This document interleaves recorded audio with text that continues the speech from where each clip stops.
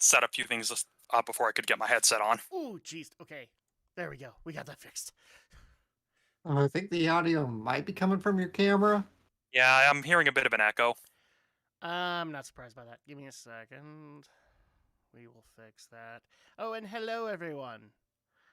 Because I am running late on everything. There we go. Is that better? Yeah, that's sounding a lot better. Yeah. Now I'm getting levels. Okay. It's a good thing I fixed that, right? Okay. How is everybody doing tonight? Well, hanging in there. Oh, my face is still very itchy. They put me out in an area with so much freaking pollen that it was everything in me to just not scratch my eyes out. Oh. I am glad that people are doing well, especially since we are going to be discussing a very hard topic tonight, and that is the internet having Alzheimer's. It's a tragic thing. You hate to see it, but yeah, our top story will explain to you why I think the internet has Alzheimer's. So, I mean, there's a lot of reasons to think that the internet has Alzheimer's. You could figure out whatever you want, but I'm just thoroughly convinced. Okay. And then what's the other top story that we had tonight? What was it?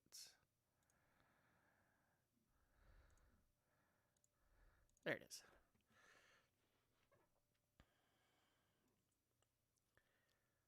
Oh, yeah.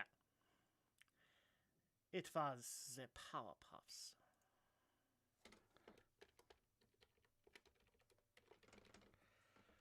Jeez. Sorry, you can kind of tell, like, I am just dealing with allergies all over the freaking place. Okay. And actually, really quick, let's do this.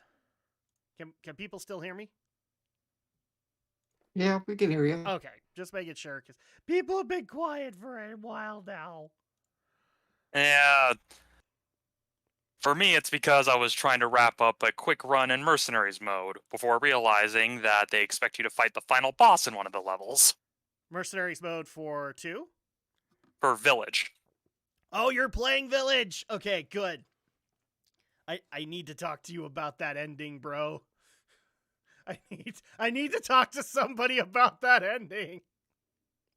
Yep. We didn't know if you had played it yet, or if you were holding off till you had more time.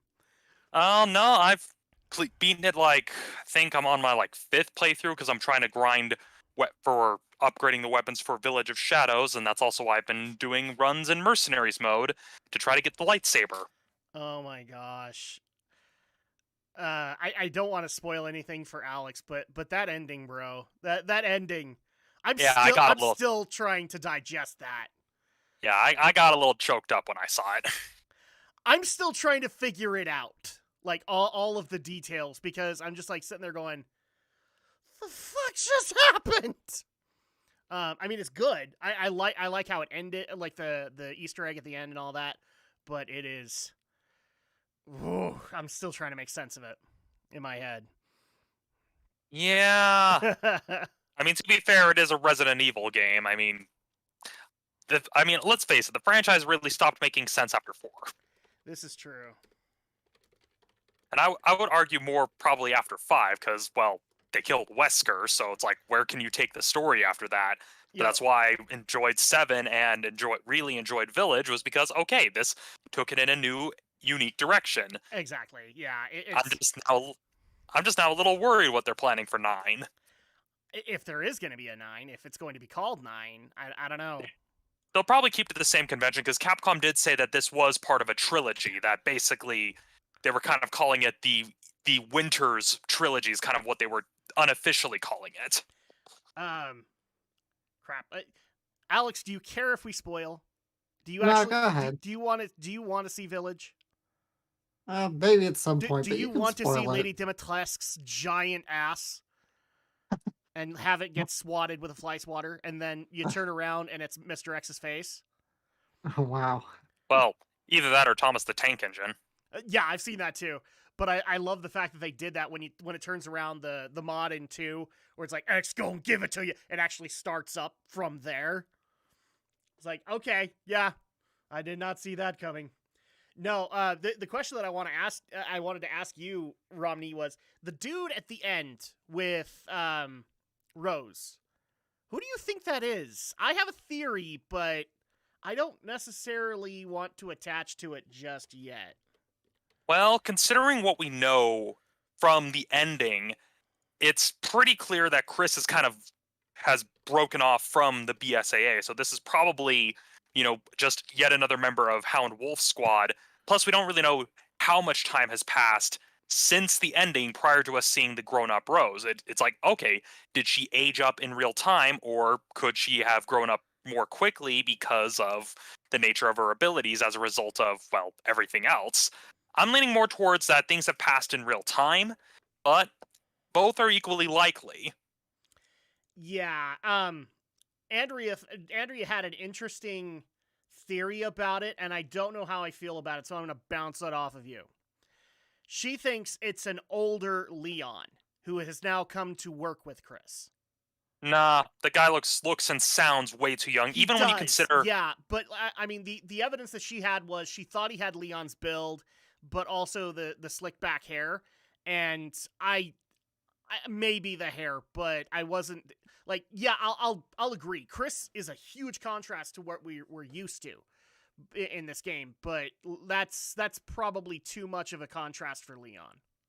yeah, and plus considering if we assume that we jumped ahead in time and Rose aged up the way a normal human ages up, Leon would be in his 70s at that point. So Yeah, when you consider that Infinite Darkness, which takes place after Resident Evil 4 canonically, Leon's in his 40s in Infinite Darkness. So it's one of those cases where too young to be Leon. Assuming that Rose ages normally, which I lean more towards being likely, just considering that we didn't see really any signs of rapid aging over the course of the story, barring a lot of the other abilities, especially considering that Rose is basically what Evelyn was trying to be. yeah, I don't know. I mean, I didn't want to rule it out for her because she might be right. Who knows? Resident Evil 9, we find out it's a really old Leon. But I'm kind of the opinion that he isn't quite there. If anything, I was actually kind of thinking whether or not he might have been an older hunk, but I don't know. Well, Hey, considering... Jared, how you doing? Yes, Well, I did finish Village last week. Yeah. I mean, when you consider, it wouldn't make sense for Hunk to be working with the BSAA, even under Blue Umbrella, since it's pretty much heavily implied, even in canon, that Hunk pretty much... It's kind of one of those things that gets a bit nebulous, because we know Hunk got out of Raccoon City. Yes. But that's as far as we know. But and whether when or not you get into canon is an issue. Yeah, which... It's kind of like, he did, like, the parts in Resident Evil 2, both remake and original, are considered canon, where Hunk was deployed and did escape with a sample of the G virus. But as to what happened after that, we don't really know. Hopefully Infinite Darkness may shed some light, since it's kind of meant to fill in some of the gaps, since we don't really know exactly what happened between the events of Resident Evils 2 and 3 and 4. All we know is that word got out what happened, and Umbrella folded. But we don't really know what that entailed. But the Granted, BSAA turned evil, Romney. Well, evil. I mean, to be fair, when you're dealing with, I mean, this honestly, in that regard, you said you played 6, right? Or at least you knew the plot of 6. Yes, I am familiar with the plot of 6, and also I think I missed from 6. I think your daughter is trying to get your attention. Oh, she totally is. Hi, Aria. Do you want to wave to the camera? Hello, Gabriel. Long time no see. No, the reason I want to ask that is like, is there something I missed there about the BSAA? Because last I remember, Chris was like a founding member of the BSAA, and they were on good terms, and now we're finding out the BSAA is evil? Well, it's kind of been a bit nebulous because if you to kind of look at the origins of the BSAA, Resident Evil Revelations 1 explains how the BSAA came about, where they kind of retconned Chris being a founding member to more Chris being recruited by other powers that be, both Chris and Jill being recruited into the BSAA shortly after the events of the Terra Grigia incident. And then from there, I haven't actually played Revelations. I just know that the founding member of the BSAA ends up resigning at the end of Revelations BSAA and evil? becoming a novelist because you find copies of his novel in the Baker estate in 7. Really quick, Gabriel, we actually are also streaming on Twitch, so you can join us there. Yeah, and so in terms of the BSAA turning evil, the seeds were kind of planted in Revelations. Again, depending on how things are, they kind of go the whole bureaucracy route, especially when you consider the nebulous motives of Blue Umbrella, as well as the fact that we don't really know what the plans are with the connections. It's kind of one of those, yeah, it's not that far removed. I mean, especially when you consider that prior to Umbrella's influence in Raccoon City, I'm pretty sure that the RPD probably was an upstanding police department, but then Umbrella worked its way into the top brass with Chief Irons, and most notably Albert Wesker, who, prior to being a member of STARS, was a chief researcher and one of the founding members of Umbrella. Okay. And so it's kind of one of those that it's kind of a classic power corrupts, and so for all we know, it could be a So what you're telling case. me, it isn't necessarily in 6, it's in the Revelations games that Well, yeah, it's kind they of hint at it. yeah, it kind of gets a bit weird because, again, the canon got put in a bit of flux with 6, where they effectively tried to retcon parts of Chris's backstory, Yeah. and then tried to unretcon them by saying, "Oh, he had." Did you notice the? I think it was Dimitrescu who said it. Did you notice the boulder punching bastard? It was Heisenberg, not It was Dimitrescu. Heisenberg. Yeah. I'll kill that boulder punching bastard. Oh my Yeah, and gosh. so the BSAA turning evil, it's not really beyond the realm of possibility, considering what Yeah, we've seen in the okay. franchise thus far, especially when you look in Revelations and more specifically Resident Evil Damnation, where it's the classic case of, oh, we're going to try to use BOWs to basically fight the good fight, and then it ends up horribly, Yeah, even if Damnation does completely devolve into, well, because fan that was service. the scene that really freaked me out in Village was when they're in the helicopter and they realize that the BSAA chopper had a bioweapon on it, like what looked like a tyrant on it, and so I'm just like, what the fuck? Yeah, some people are even speculating that it's some sort of new version of a tyrant. There are some people theorizing Yeah, that it's a it didn't look BOW. like the run of the mill that we've seen from Umbrella. Yeah, It yeah. was Another theory thinner. people, yeah, another theory people are floating around is that it could be a BOW that is effectively a clone of Chris that was made without his consent, which is why he broke rank from the BSAA. Because some people did some data mining and saw that the build of the monster, when you take away a lot of the lighting effects, looks eerily similar to Chris, and so it's a case of, oh, this might be the reason why Chris went rogue and founded Hound Wolf Squad, because he saw that the BSAA was basically becoming like Umbrella.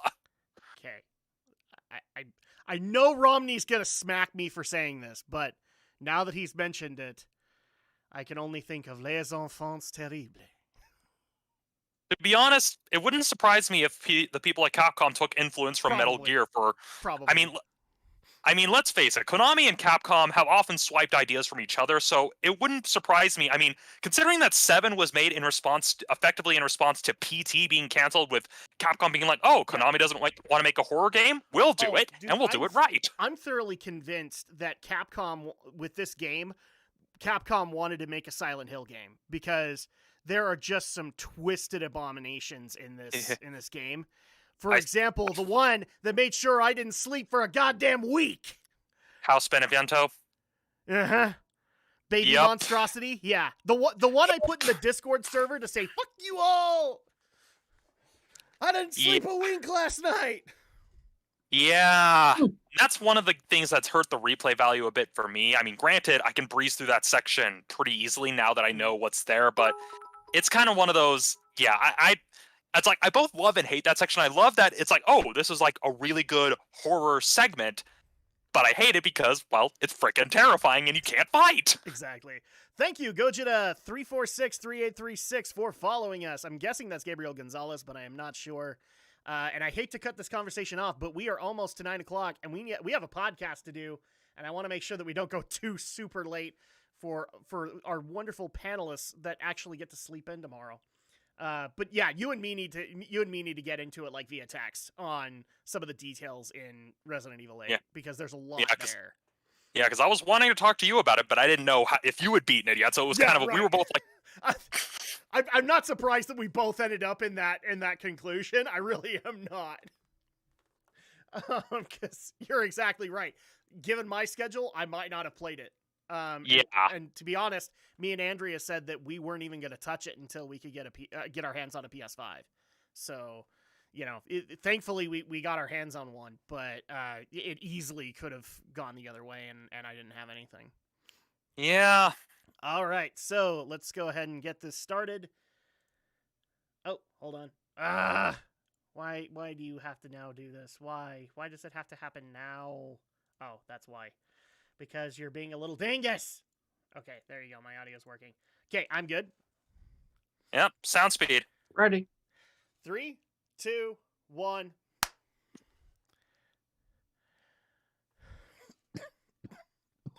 Sorry, still have allergies in my throat. Greetings once again, my friends, and welcome back to Geek News, Reviews, and Opinions, the podcast where we talk the week's events in geek for Friday night, May 28th, 2021. I am your host, Adam Mickelson, aka Drac. I hope everybody's had an awesome, basically, month since we've been able to get together and do the podcast. We hope you all have also been well. Thankfully, we are all doing well, and in fact, we do need to take care of some things in the absence before we get to the stories, but joining me tonight is my usual panel of fellow geeks, fellow YouTubers, fellow content creators, fellow awesome guys in general, and if you guys aren't following their content, what the heck is wrong with you? You should really consider fixing that. And joining me tonight is Stephen Romney of Studio Ghost Utah, of From the Shelf, Rhapsody in Cinema, Martial March, Monster Clash. Romney, how you doing? Well, hanging in there. Just another fun-filled month in the world of TV news, alternated with lost sleep because of, well, Village. Baby Monster. Not just Baby Monster, oddly enough. I mean, Baby Monster certainly didn't help, but, again, first time through, definitely really, really terrifying. The first time through. But then nightmares about the Baby Monster then shifted to nightmares of, failing to get enough points to get the dang double S rank in Mercenaries because I want the goddamn lightsaber, goddammit. Yeah, I don't know if I'll ever get it, but I will also say this. Some of those machine zombie horrors, they were also pretty frightening to look at, and I had a nightmare or two about those, especially since they had the big old dentist drills, and I've got a dental appointment next week, and so it's just like, Yeah, let's just hope that Capcom doesn't get teeth. Yeah, let's just hope Capcom doesn't get the idea to combine one of those monsters with Jack Baker. Oh, please don't. Please don't. And also joining us tonight is Alex the Shadow Blazer, who is joining us from the nice, comfy seat of not having played Resident Evil Village, and therefore has had many weeks of good night's sleep. Alex, how you doing tonight? I'm doing well, and yes, been having a good month with lots of good anime to watch. It's a good season this spring. I gotta say. Is it what I think it is? I've got plenty that I'm watching, so. Because Fruits Basket would not surprise me. Everybody's been screaming to the rafters of how good that is. Yeah, new Fruits Basket is great. Vivi Florette Ison is great. Shadow's House is great. So yeah, I'm having a good anime season here. Yeah, I'm still waiting until they put the new Shaman King since Netflix got the rights to it, and we all know how long that's gonna take. Yeah, and you're also probably waiting for me to finish up part 3 of JoJo. Because in case people don't know this, I actually did start up JoJo. I'm like, no, I'm not halfway. I'm really close to Dio Brando, but I could not tell you like right off the bat. I'm with his second set of stand users. So okay, so are you in the Battle of Egypt section of the anime? Yes, where they're in Cairo, and so now we find out there's a bunch of new stand users that he's appointed. Okay, so you're pretty much are halfway through part 3, at least halfway through the anime. It gets a bit nebulous, because there are some people who get very ornery about the whole one-to-one page-to-screen adaptation, but you're about halfway. Yes, but I will say this, like, nothing against Joseph Joestar or Jonathan Joestar. Jotaro's probably my favorite, just because he's so freaking nonchalant that he's like the Kaiba of the stand users as far as I'm concerned. And I also do laugh at Jonathan because Johnny Young Bosch. Johnny, don't ever do a British accent ever again.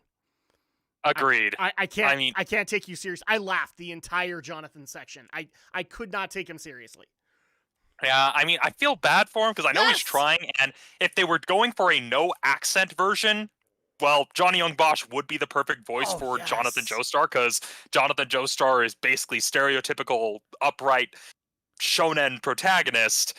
But even that's why the dubbing studio stopped doing dubs after season 2 of the anime onward, because they realized, yeah, no one's taking us seriously, and it's really hard to keep the voices consistent. Yeah. Although I haven't actually seen the anime of Part 3. I've read the manga, so that's why I know what happens. And the let's dub's face pretty it, the voice. good for Part 3. I tend to like it. The only thing that kind of bugs me is that Jonathan's voice actor changed, and so like it You mean basically Joseph? Joseph. Joseph changes dramatically, like, because in Part 2 he has an accent, like, and it's very clear that he has an accent, and they recast it because he's an older man, and there's no hint of that whatsoever. Instead, he's got a gruffy old man's voice. I will come and use my what's it called? Purple Hermit. And so it's such a contrast from dealing with the accent in Part 2. So Yeah. it's kind of weird, but again, like, I really don't have any complaints with who they cast as Jotaro or really any of the lead cast. I don't really have an issue with it. Yeah, it's just for me, I've been kind of ruined by the JoJo abridged voices, because I saw JoJo abridged, and then I read the manga, so those were the voices I would hear in my head, and the way they did Polnareff, it's like, okay, they managed to make it work, but granted, doing it for parody in a much shorter form content, Well, and not as easy trying to maintain that accent across like 50 plus episodes. And it's probably a better idea to have parodied him, because there are actually points where I think the dubbing staff wrote his lines a little too seriously. Yeah, and they I should think have it's had also fun with it. Yeah, and another tricky part is that they had to change a lot of the names because of the localization stuff. Because Araki is a big fan of Western music. That's why you'll see in certain games, and I'm pretty sure they probably do this in the anime, where Polnareff, you refer to him as Jean Pierre, because the artist Polnareff got all pissy and tried to sue Araki twice, even though it's like, hey, these are meant to be loving homages. But yeah, it's one of those weird things. But that I had to explain this to someone. It's like, oh, why are all the names this weird way with Part 3? And it's like, oh, well, when they translated the manga the first time, these were all the names they used, so they're trying to keep the naming convention from when they first translated the manga consistent, since Viz is the one with the license. But we should probably move on to the actual agenda. Yes, because we could talk like this forever, because me and Romney just kind of do that. And also, welcome to our live chat. We are very happy to have you guys on both Twitch and YouTube, and also a special thanks over to DVA Mechanics for giving us a follow. We really do appreciate that. But yes, this is the Geek News Reviews and Opinions podcast, where we have stuff to talk about in the geek. I don't even know where I'm going at this point. You know what? I've been wrecked, so I guess, I make fun of the internet having Alzheimer's, and now I have Alzheimer's. So let's move on to our top story this evening, which is exactly why our podcast has the title that it does.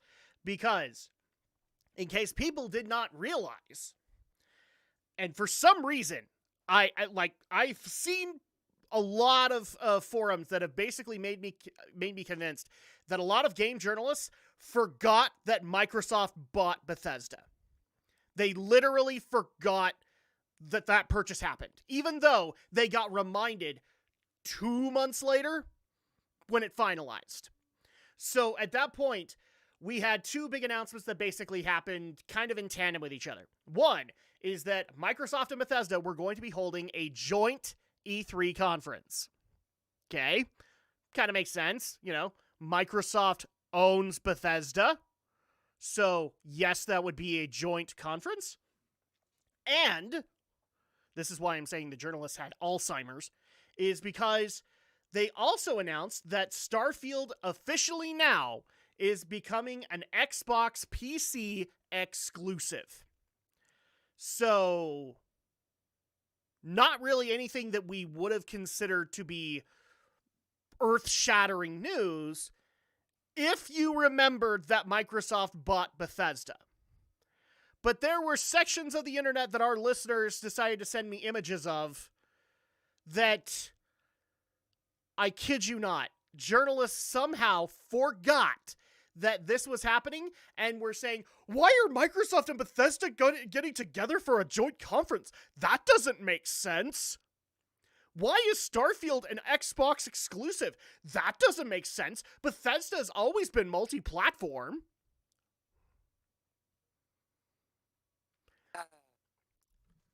Because Microsoft bought Bethesda! You know, that didn't really come across on stream because your noise filter cut out, but I honestly think that makes that outburst better. Yes, I will still put in the podcast. I don't care. Microsoft bought Bethesda. What part of this doesn't make sense? Yeah, it's just... Romney's reaction, that is exactly how we all should react to the internet, forgetting that this happened. Indeed. Honestly, I blame, well, everybody's deteriorated attention spans, but to be fair, people have probably forgotten the whole past year and a half given everything that's happened, so I'm willing to give... I loved a Reddit thread that basically said that Todd Howard is finally showing his true colors and his Microsoft bias completely, and nobody in this Reddit thread has mentioned at all that Microsoft bought Bethesda. At all. They are just continuing to say, like, well, we have evidence back from the Morrowind days that he is always like the Xbox, and he's never really wanted to do a good PlayStation 1, and that's why Skyrim's PlayStation versions have always been subpar. Todd has a new boss. Yeah. I mean... You might be right. He might not like PlayStation, but he's making it for Microsoft! Yeah, plus another thing that people really, really need to remember, even before the buyout, the numbers don't lie. More people bought on Microsoft consoles and PC. That's where a majority of the sales for Bethesda games were and back. Phil Spencer has gone on the record basically saying this was one of the main factors that they did consider when purchasing Bethesda, is like they have a lot of numerical evidence basically saying that, you know, the Xbox and the PC versions are probably the better sellers out of these. Yeah, that's just where the audience is, and goes all the way back to the days of Arena, you know, which was developed originally for the PC. So it's kind of one of those people freaking out. I'm just like, okay, if you're a Bethesda fan, chances are you were probably playing it on PC anyway. I mean, let's face it, because with Skyrim especially, most people spend more time playing it with mods on than they do playing the actual base game. I mean, yeah. Am I wrong? Am I wrong? Well, and from what I understand, the mod market on PC and Xbox is far better than the Sony one. A lot of modders don't like dealing with the Sony version, especially when a bunch of people are like demanding this mod needs to go to PlayStation, and then they go kind of like, ugh, we don't want to have to deal with that code. Mostly because Sony is very draconian. Not because they mods on the Sony versions weren't really an option for a while, because Sony effectively wanted they effectively wanted Bethesda to submit every single mod to the ESRB to have them rated, and it's like, no, well, and we're not going to really do that. Changed in that regard either. Sony's not like I know a lot of people are waiting for the day that Sony will embrace the mod community. I don't know if that's ever going to happen. No, I doubt it. In fact, I mean, especially when you consider that modding isn't as much of a thing now. I could be completely wrong. This is just me speculating based on what I know about the Japanese gaming market. But modding isn't as much of a thing with Japanese gaming. I mean, there are still the diehard PC gamers who will do mods, but they're not. But modding is not as mainstream in the Japanese gaming market in so far, pretty much in the same way it is here in the West. I mean, if you look at even Japanese games that have been modded, most of the modders are Western players. I mean, if you look at all the mods for games like Dead or Alive, for example, or even Resident Evil Village, most of the people doing the mods are from Western countries, or either the US or the PAL territories. And the thing to consider with a lot of that modding community is like, there's a reason that we're not seeing a whole lot of them, honestly. And I honestly think it's partially this. If they're doing it and not getting paid for it, they're doing it out of love. So like they have extra time on their hands and they just wanted to put in a mod on their favorite game. And the ones that are not there or are there for the first little bit and kind of aren't there now, I've actually seen a lot of those modders kind of go into the indie gaming direction and start to fill their knowledge on being able to make a game themselves. So at that point, I've seen that happen too. But then there's also, modders get banned into oblivion and they're just like, okay, screw this, I'm never going to do it again. Yeah. And so in regards to like, it's just the numbers just weren't there to keep things on Sony platforms, which is why why they agreed to be bought out by Microsoft. So like you said, the fact that people are freaking out now, even though the buyout happened earlier in the year, it's like, okay, I can understand the average person forgetting this, but if you're a journalist, Mm-hmm. I mean, Uh-huh. even a basic Google search would allow you to look up previous stuff. I mean, to use my job as an example, I work at an assignment desk at a news station. Whenever there's something that we recognize, like, oh, hey, this news tip we got or this event work that's coming up sounds very familiar, I'm going to go back and check to see if we've covered this before. What's even better is so the IGN article that I'm using to talk about, so the article that I'm using to cover this on the podcast is the Starfield announcement, and the writer for it. There's actually like I want to say a paragraph missing here about basically the best way I know how to describe it is the writer being bamboozled by the fact that Starfield is going to be a PC exclusive, and it's like they're like sitting there going, why would Bethesda ever think that this was a good choice? They don't have a choice.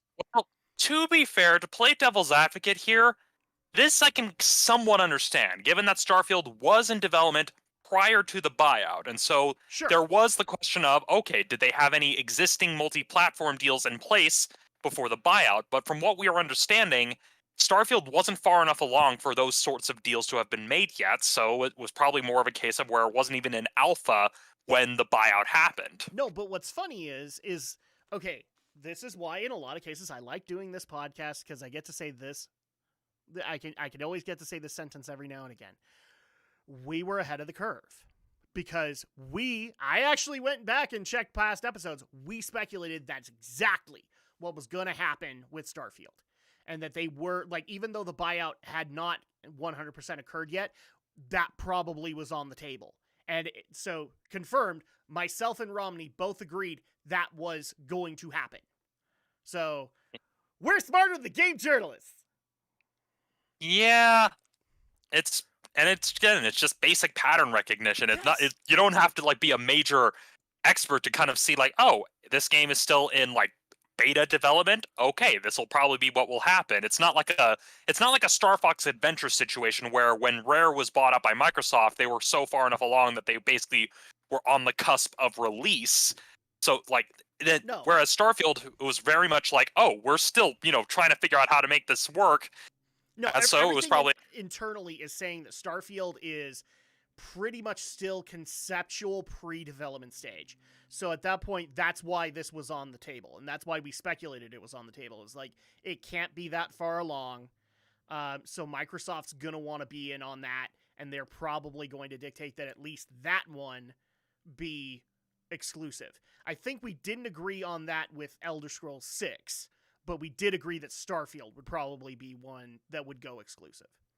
Yeah, and even then, it's very much a possibility with Elder Scrolls 6, and not even because, oh, they're going to break the agreements. It's just, again, more people who play these games play them on Xbox and PC. Yeah. And so if it's one less SKU for Bethesda to have to worry about making, well, then that's money they don't have to waste on trying to port it. I'm going to guarantee you, especially, okay, so, we know Starfield's going to be happening before Elder Scrolls 6.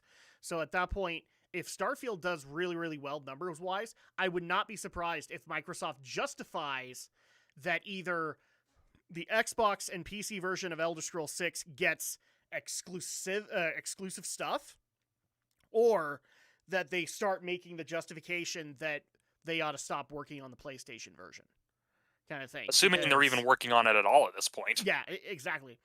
But I could totally see Microsoft kind of doing that. Honestly, I really could. Alex, you've been kind of quiet on this one. Am I right? Did the internet have Alzheimer's? Yeah, it sounds like it, or just a lot of wishful thinking that they would still kind of stick to multi-plat, but I don't know how anybody can be surprised that they're going to be exclusive. I mean, really, you should have saw it coming. What's even there's better is there's a lot being of them... hopeful and wishful, but even then, you have to still take that hope and wish with a bit of salt, because it's like, yeah, I wish, but there's still that chance it's going to be exclusive. Well, and the other thing I want to bring up with you, because I talked to you about this when we streamed last Sunday, is there were actual games journalists who positively, or like gave a positive reception of the buyout, thinking it was the best thing that could possibly ever happen to Bethesda. Those guys went 180 and said, how on earth could you do this? This is not who you are, Bethesda, especially with the E3 thing. Like, you've always had your own conference. Why does Microsoft have to butt in? It's like, guys, of course they were going to do it together, because that's where you're probably going to get a lot of the Bethesda announcements, is that way. Because I'm guaranteeing you, Phil Spencer, he ain't letting Sony announce shit from Bethesda. He's not letting them announce anything. He's going to take all of that. And that's totally within his purview. He owns the company now. So, yeah, and it's like, I look at this and I'm just like, I mean, I get that the past year and a half has damaged everybody's brains because, yes. well, I mean, the fact that people are actually having a hard time remembering stuff is actually a phenomenon scientists are noticing because of, the fact that we've all been super stressed out. I'm kind of surprised off in the distance I didn't hear Spoony screaming betrayal with the Starfield announcement. Honestly, I am. Because that's pretty much how a lot of those games journalists reacted. Yeah, but I mean, has anyone even really seen hide nor hair of Spoony since, well, ever? No, ever since the Meltdown? But the way that they were talking, it totally made sense that, like, IGN was screaming, betrayal! But that's okay, nobody cares about Spoony. I hate to be that mean about it, but yeah. Spoony just dropped off the radar. Yeah, he pretty much dropped off the radar. Nobody really remembers much of his content except for those of us who I think I was the only Spoony fan on this panel, wasn't I? I've watched his stuff, but I remember that he kind of left Channel Awesome prior to our podcast being a thing. Mm-hmm. And that was, again, like, the only ones who really remember Spoony's content are those who kind of remember the, for lack of a better term, golden age of Channel Awesome. And I'm using air quotes here because, well, that whether the golden would be the proper term is, subjective. But I guess the better term would be the rise of Channel Awesome during that period but even then, because Spoony's dropped off the radar, nobody really remembers. And so, to get back on point, the screams of betrayal, it's literally a case of, like, it wasn't that long since this was finalized, people. No, I mean, absolutely not. I know our brains are damaged because of the past year and a half, but come on. Exactly, no. So, just to kind of move things along, because, like, we do actually have other stories to talk about. But yeah, the internet, dear internet, you collectively lost your shit over something that you already knew was probably going to happen. And games journalists, calm down. You already speculated on this. This is not a betrayal.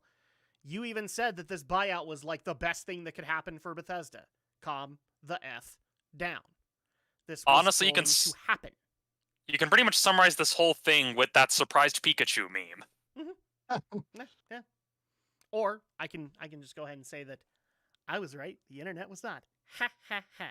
Okay, I'm good. I've done my bragging. So moving on into the next story that we have here. This one is probably going to take a little bit of addressing because I don't know how to explain to you guys, apparently, the popularity of us talking about the previous story here. Because I've already gotten tons of accusations of censoring people's comments in regards to the Boogie 2988 Frank Castle situation. And so first things first, before we get into it, I censored no one. Absolutely no one. Do you want to know what happened? If you want to know who censored you, go blame fucking YouTube, Frank Castle followers. I censored nothing. Shit you not, I would get your comments and then go onto YouTube and not see them and go, the fuck?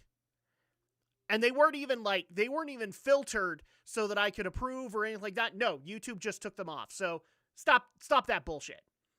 But let's get into this. So a couple of months ago, we reported that Boogie2988 and Frank Hassel were having a bit of an internet spat. And long story short, it ended with Frank going to Boogie's house, Boogie coming out with a gun, and firing a warning shot. Okay? So we already kind of speculated that wasn't going to be good for Boogie when we talked about it before. I suspected that maybe something was going to happen to Frank. I have since kind of changed my opinion. I don't really think anything's going to happen to Frank, even though something probably should happen to Frank. But to bring people up to speed, a warrant went out for Boogie's arrest, to which he contacted his lawyer, immediately surrendered himself the next day, and then a couple of hours later was out of jail on a bond, and since then has basically said that he's going quiet to discuss things with the lawyer and also kind of figure this crap out, but he has been charged with aggravated assault, which basically is involved with the warning shot that he fired. For those who don't know, Boogie fired into the air to tell Frank to leave his home. I can't begin... Look, is anybody on this panel a gun owner? I want to say at least one of us is, but I'm not sure. No, but I have taken firearms safety courses and firearms handling courses. Okay. How many on this panel think that was a good idea to fire into the air? It's really hard to raise a hand without a camera. It really is. I am not. What I'm basically trying to point out, guys, is no, it wasn't a good idea because we've all watched that episode of CSI. And in case you haven't, let me go ahead and go to the basic physics principle of what goes up must come down. Yeah, and not even just CSI. I mean, literally that sort of thing is literally a joke they've made in both Family Guy and The Simpsons of the bullets coming back down. Plus, even sidestepping the physics part of it, from a legal standpoint, it is also not a smart move because when you fire a shot, you're under law, you're the aggressor. You're the one who, even if it is a warning shot, even if it is in self-defense, unless the other guy who was coming at you also has a weapon, it's not a good look. And and even if you look into the legal paperwork, that's basically kind of the emphasis that they're going on, is that Boogie was the aggressor because he was the one that brought out the gun in the first place. Because the way that legal paperwork kind of goes out is like they aren't even acknowledging a lot of the stuff that led up to that point. They are basically saying, okay, dude came to your door, you came out with a gun, you fired upwards, there you go. Yep, which that's pretty much, look, as someone who has to literally read probable cause statements on a daily basis, that's pretty much what an officer is going to look at when, like, an officer or even a district attorney's office is going to look at is, okay, what immediately led up to the commission of the offense? And although Boogie's lawyer could make a pretty strong argument to maybe get a reduced sentence, depending on whether or not Boogie tries to fight it or accepts a deal, while the defense attorney could make a pretty convincing argument to a point, when it comes to the initial offense that led to him being taken into custody, that's going to be the immediate stuff that's going to be on a probable cause statement, is that, okay, what immediately led to this incident? I don't have the audio here, but I'm guaranteeing you that when it comes to whatever pleading, because I don't think he's pled anything just yet. But right now, if let's be his lawyer here for a second, Romney. I do not see them pleading self-defense. Because I think the second that they do is going to be when that prosecutor gets the video of the interview with Keemstar. Where he basically says, I'm going to shoot you and take pleasure doing it. Yeah, and it's especially tricky doing a cursory search here, given that Arkansas is... I'm not really sure what Arkansas's track record is regarding, the Second Amendment, but it's one of those things where even if it was a very, like, say if this happened in the state of Texas, even then it would be hard to argue because, again, Frank Hassel was unarmed, and if anybody with any sort of self-defense knowledge, myself included, granted, that would be a whole different debate. When you look at the situation, and this is something that one of the firearms courses that I took, and it was actually taught by someone who's actually an elected state representative here in Utah, which many people may know him. His name's Clark Apashian. He teaches firearms handling courses and does firearms handling for film sets. And basically, under a lot of self-defense laws throughout the country, granted it varies from state to state, but it's one of those cases of you have to kind of establish that the person you were aiming at or firing the warning shot posed a viable threat. And given that Frank Hassel was unarmed, trying to fight this, there's not enough evidence to prove that he was a viable threat. Most you could probably get is that you could probably argue, okay, well, Boogie was in fear for his life and this person was aggressive, but at that specific moment, there was no indication that Frank Hassel was a viable threat to Boogie's life, and that's really what's going to hurt him here. Yeah, and on top of that, I've also heard that there's also leaked DMs between Frank Hassel and Boogie that basically state that this was all just a big act. And Boogie played it up, and if that gets to the judge, there's no way self-defense is holding up. From the DMs that I've seen, and that gamer from Mars actually found a fair bit of it when this incident first happened, it's not so much that Boogie was very much in on the act from what a lot of those DMs are. A lot of the messages you see, and granted, there could have been more information that have come out and probably more that would come out through discovery if Boogie tries to fight this. But from what it looks like, it basically just looks like Boogie repeatedly saying, hey, if this is an act, let me know. Just give me some sort of assurance that you don't actually mean me any harm, which Frank Hassel didn't, because him trying to channel his own inner Sacha Baron Cohen is effectively trying to stay in character. And so it's one of those cases where, yep, even with those DMs of him pleading, saying, hey, I'm willing to go along with this if you can guarantee that you don't actually mean any harm. Even then, the fact that he pulled out a gun and fired a warning shot, that's very much literally what's hurting him here. Because again, when you look at it, he was clearly the aggressor, and there was no immediate evidence that showed that Frank Hassel posed an immediate viable threat on Boogie's life. That's what it's going to come back to. If a defense attorney tries to argue it, that's what the prosecution and the judge are going to come back with. His attorney is going to bring up Boogie's footage, just like, oh, are you going to do it? Open fire! Open fire! But, okay, that is not going to mean, in my personal opinion, and I know that there's going to be people who disagree with me on this. We're probably going to get comments here that they're going to accuse that I'm censoring, and I totally am not. Those aren't going to save Boogie. They aren't. Because all that has to happen is, again, that fucking Keemstar interview damns him so hard on self-defense. He would not be able to get away with it even if he was begging. So if I was going to take a wild guess on this, I think they're going to plead insanity. By reason of insanity. Probably not even that. An insanity plea wouldn't really work here either. It would probably more than... What? Am I going for mental defect? No, pretty much what would likely happen, and if I were in Boogie's shoes and if I was his lawyer, the best possible outcome is that he would submit a plea of abeyance. This is basically where Boogie would not contest it, be like, hey, I'm not going to contest it, I'm going to accept it, and maybe get some sort of a reduced sentence, like maybe probation, considering that nobody was injured, nobody was harmed. But that would probably be the best possible outcome, is if Boogie pleads no contest and just basically agrees to some sort of deal that leads to a reduced sentence. Because another factor that I just remembered that also hurts is that Boogie pulled out the gun. It wasn't actually his gun. That's also another thing that's going to hurt him. That's going to be really irritating here, is that the bottom line is that Boogie has not only screwed himself, he screwed his roommate. Because now that roommate is going to have consequences as a gun owner for allowing someone with mental health problems to hold that gun. Yeah, and that also comes into play, again, anyone who lives in Arkansas who can clarify this, feel free to correct us, but it's a case of we don't really know how strongly Arkansas supports the Second Amendment, or if they have any sort of red flag laws on the books as well, because I don't know if we can call Arkansas, I know that they've been a red state in previous elections and things like that, but I think when it comes to legislature and things like that, they are kind of divided.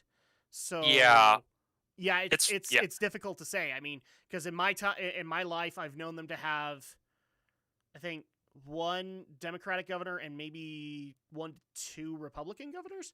So, and like I said, I think there's a strong divide, but maybe Yeah. leaning red in They- Arkansas. Just Romney, I don't know if you could give a legal opinion here or just a hypothesis, but Arkansas is among the 38 states that do have standard ground laws. I don't know what you think about that.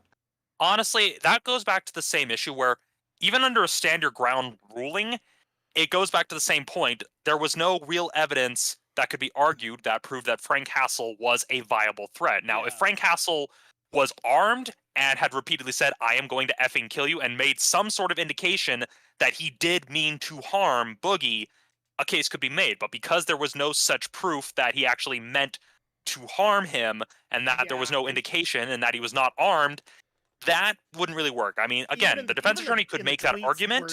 where he was baiting Boogie. Even in those Yeah. tweets, he's just saying like, "I'm just here," and like, Yep. at the very most, like all he was gonna do is call him a pussy. That was pretty much all he was gonna do. Yep, and plus it just goes back to the same case where if the defense attorney tries to argue this, the prosecution could counter, well, there are clearly these examples where they interacted before. Why did he escalate this?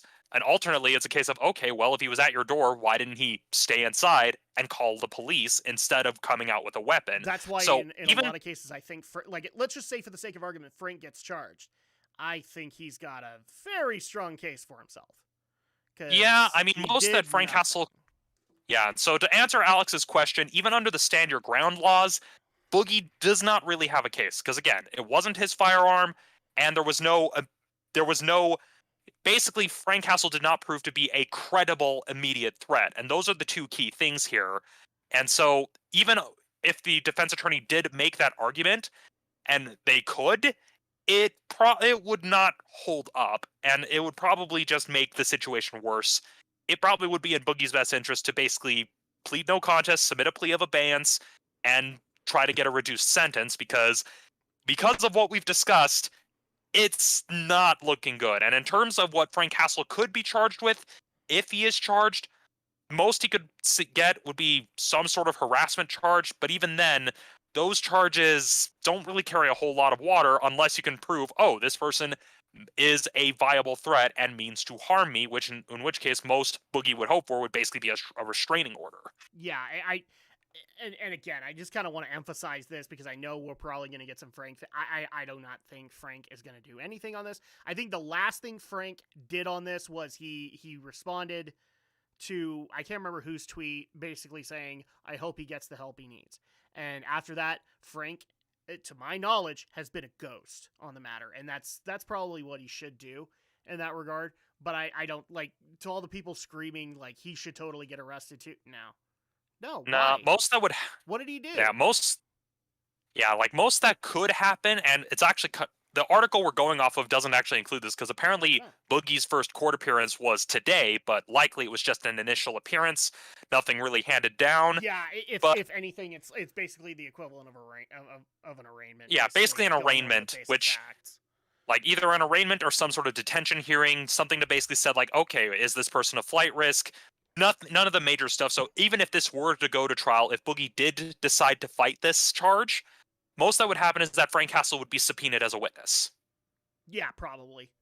And at that point, call him what you want. But again, he didn't do anything. Like, is Frank Castle a douchebag? Yeah. Okay. I have no problem admitting that. Guess what? So is like 90% of the internet. Yep. And another thing to consider is that even if he were subpoenaed, he may not necessarily even need to testify. It could be a case of, okay, we subpoenaed him, but because of this, that, and the other, he just chose to submit a written affidavit in lieu of testimony, which, depending on the judge, could be accepted. But again, looking at it, Boogie's best option is to don't contest it, plead guilty, try to get a reduced sentence, which at this point, since nobody was killed or injured by the firearm, he's probably looking at probation, maybe a smaller amount of jail time, maybe a fine.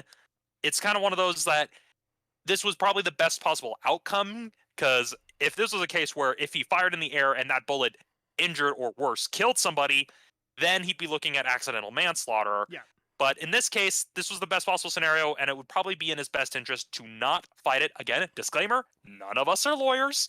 I'm just a journalist who happens to know about these things because I literally look at court docs all day. Yeah, there you go. So, yeah, I think we pretty much covered this. Alex, any final thoughts on this one? I do think Frank Castle should share some of the responsibility here because he's, well, he's showing up at someone's house uninvited and hassling them.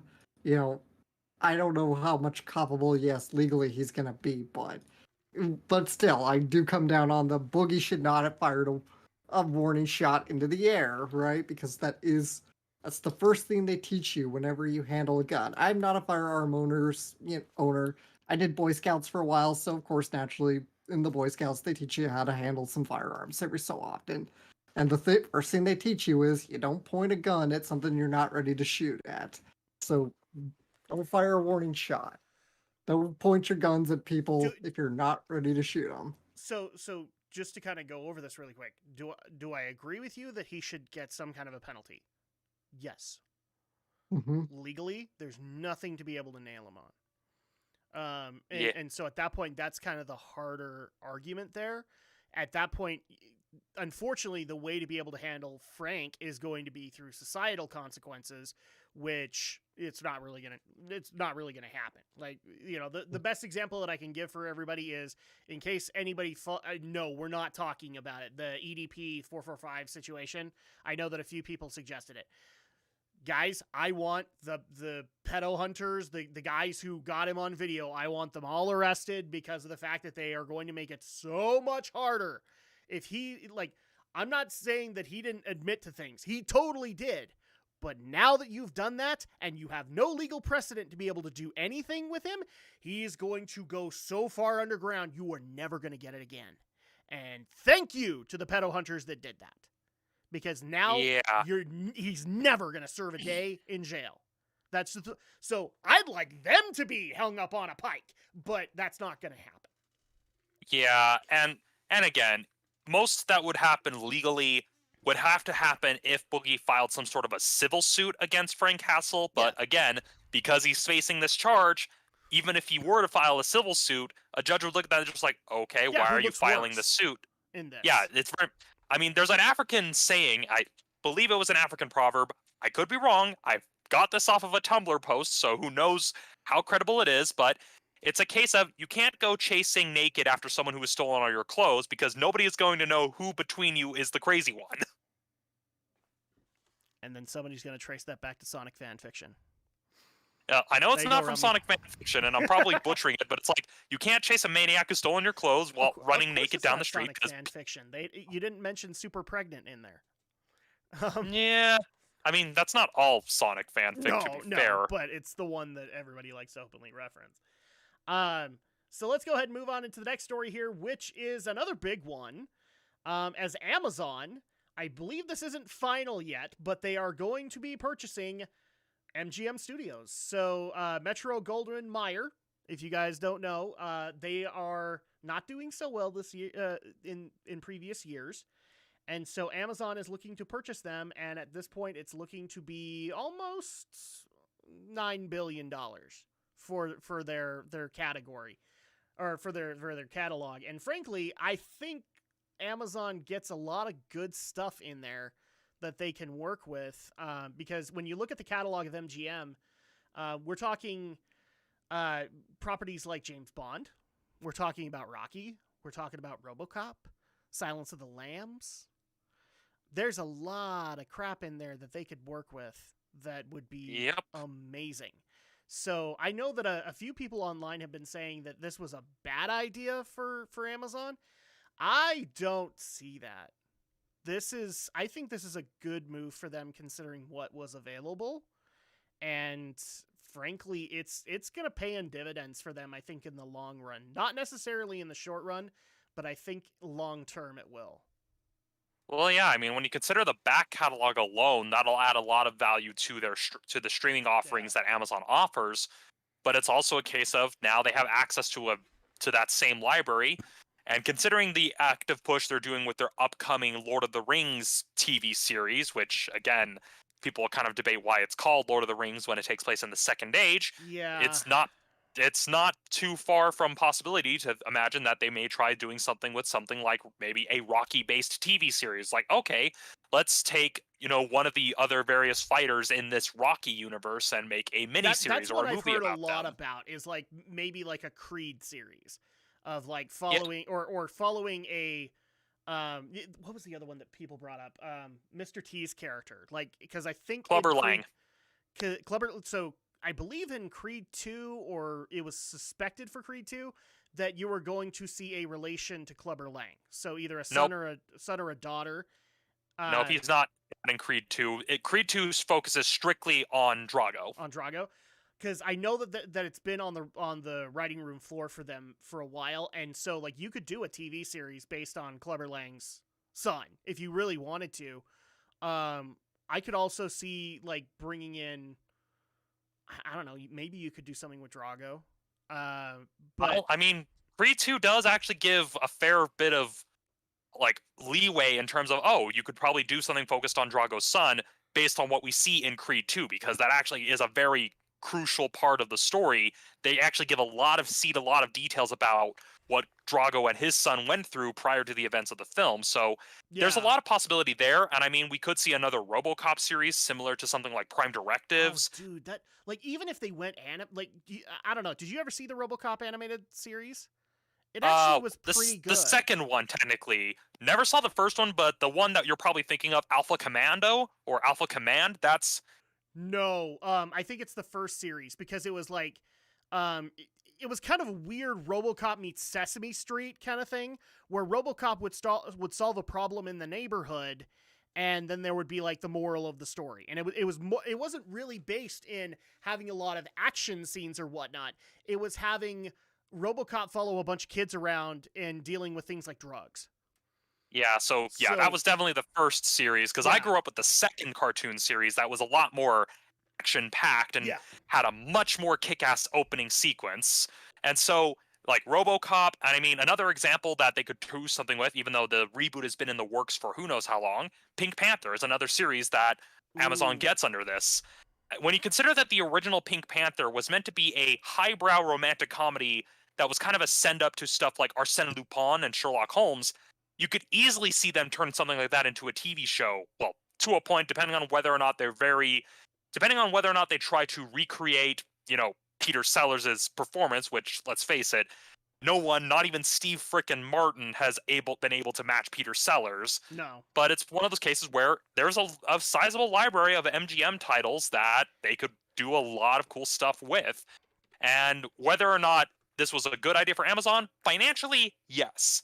As someone who's a bit worried about the fact that slowly but surely our media landscape is now becoming under control of fewer and fewer companies, that is a point of concern for me. It was like, we're now basically going to have like the big five or the big four, like what we see in publishing. We're seeing the market narrow, and that's not good. But the bottom line is that as far as like what we're basically saying is, from a financial perspective, this was a good decision for Amazon, and it will pay off.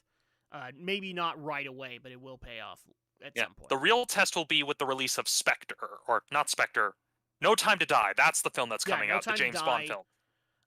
That'll be an interesting one. I think its filming is not really going to be affected by this buyout, so that's going to be good for them.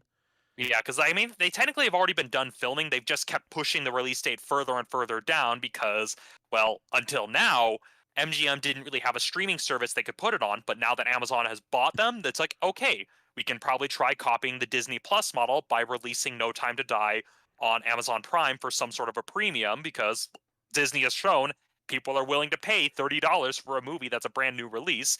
And HBO kind of looked at that and went like, well, for $15, you don't have to pay extra to watch these new releases. Yeah, it's true. I'm looking at some of the other properties that MGM has, and I think you guys are like, for those who are saying that this is a bad idea for Amazon, you're smoking something. Because right now I can tell you, okay, so basically Amazon now like when this deal finalizes, because I don't think it's final, they can basically put up the entire MGM library onto Prime Video. So at that point, you could put up all the Bond movies, at least the ones that they have access to. You have all the Rocky movies, but here's a couple of other things that they could do, because Amazon Prime Originals have done fairly well. Like, I'm looking at properties like Legally Blonde. You could totally do a sitcom based off that. Well, to a point, if you give it to the right writer, because they did try a Coming to America sitcom back in the 90s. They did, and it didn't really work out. Yeah, and so Legally Blonde, I have heard the musical is really good, but that's because musical theater embraces that silliness. But a sitcom... Another one that I could say would also work is they also own the Barbershop movie. And so at that point, I could see a lot of potential out of that.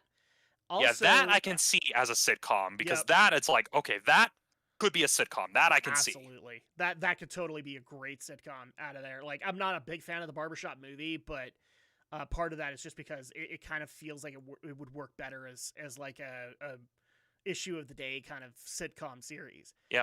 Especially if you bring back someone like Cedric the Entertainer, who does well with that type of comedy. Oh God! Like, I mean, if you had like tons of guest stars like Chris Rock, Eddie Murphy, yeah, it would be amazing. The Wayanses. The Wayanses, yeah.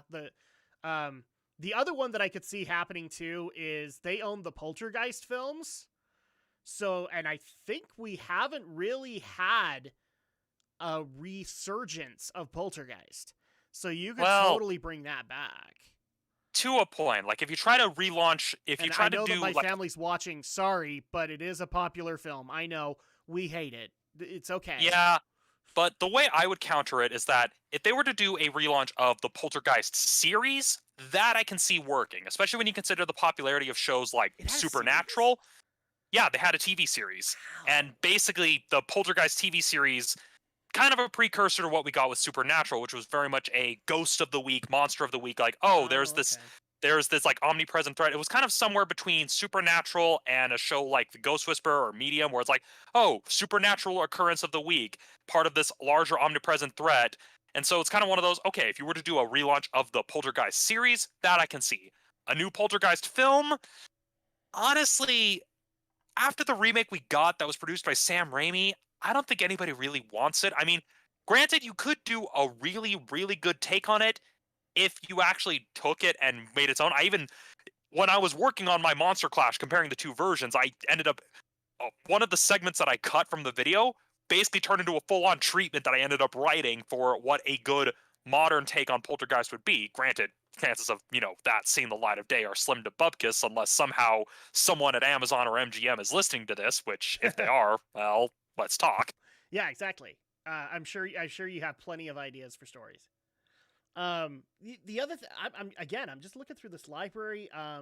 If this is accurate, they still have the rights to the Dr. Seuss films. So at that point, you could technically bring Dr. Seuss back. Actually, I thought the rights to that jumped ship to another company after. Because I know it was Blue Sky for clear. Yeah, I know it was Blue Sky for a while for Horton Hears a Who, but then it jumped to a different studio. I think it's Illumination. They're the ones that have the rights to Dr. Seuss now, and that's under Sony.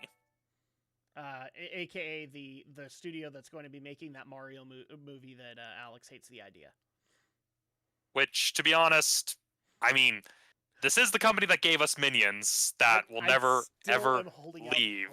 I'm still holding out hope that they come up with something good to do. Yeah, I mean, another company that they distributed for that could be a source of new series. Somebody's bringing this up to me. They own Lionsgate? What? I don't think they do. No, I don't think they do. Lionsgate is a separate company. Yeah. They may have had some sort of a distribution agreement, but yeah, Lionsgate is its own company. It's its own separate entity. And I know this because this came into play when Hasbro bought out Saban to get the Power Rangers rights, is that now Allspark Pictures is basically working with Lionsgate. But yeah, Lionsgate is a separate company. And I also know this because I own stock in Lionsgate through Robinhood, and that sort of thing would have been mentioned if they were part of the same company. But yeah, Lionsgate is separate. I can see the confusion because they both have lions, but Yes.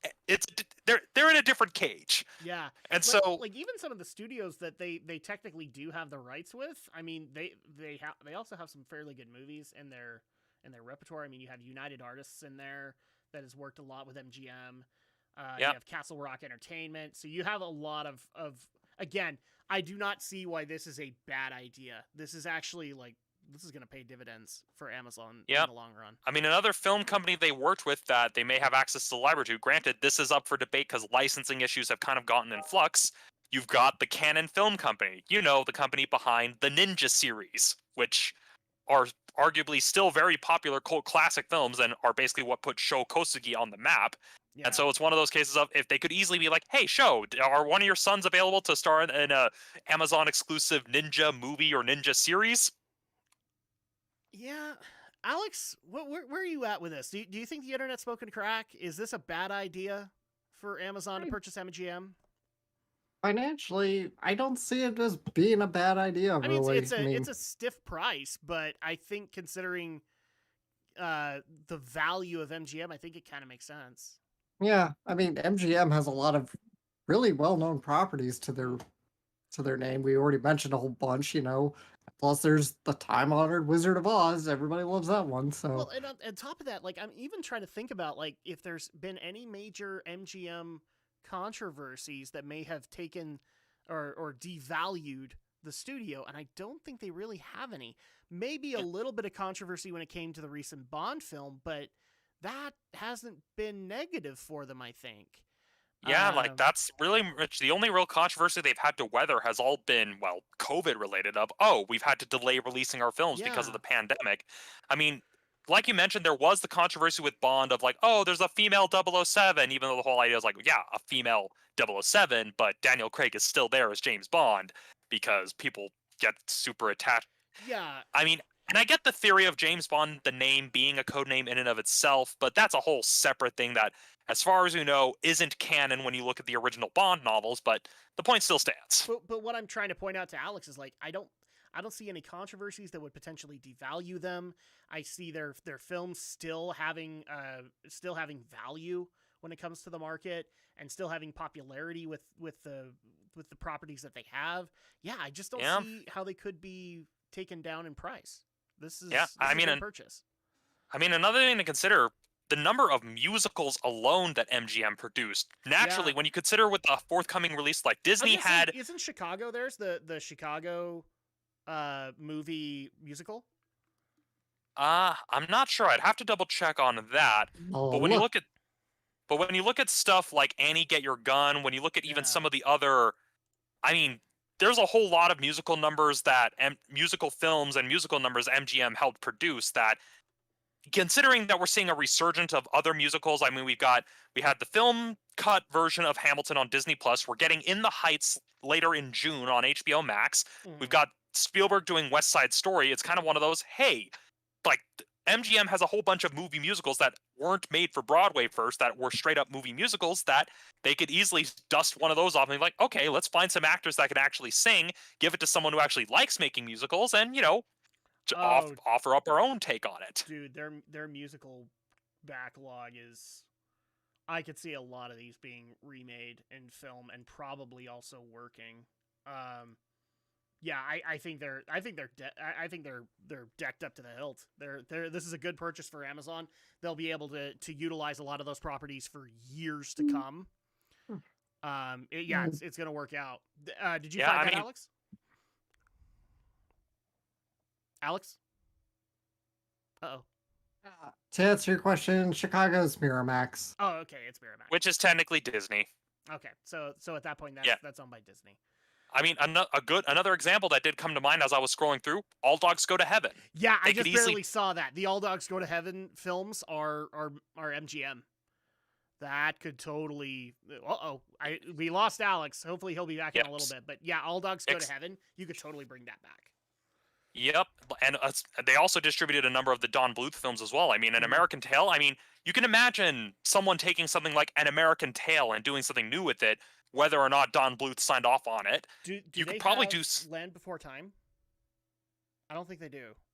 I don't think they do. I'll take a look again. To the internet, Alex. Alex is wonderful in this regard because he finds it so fast.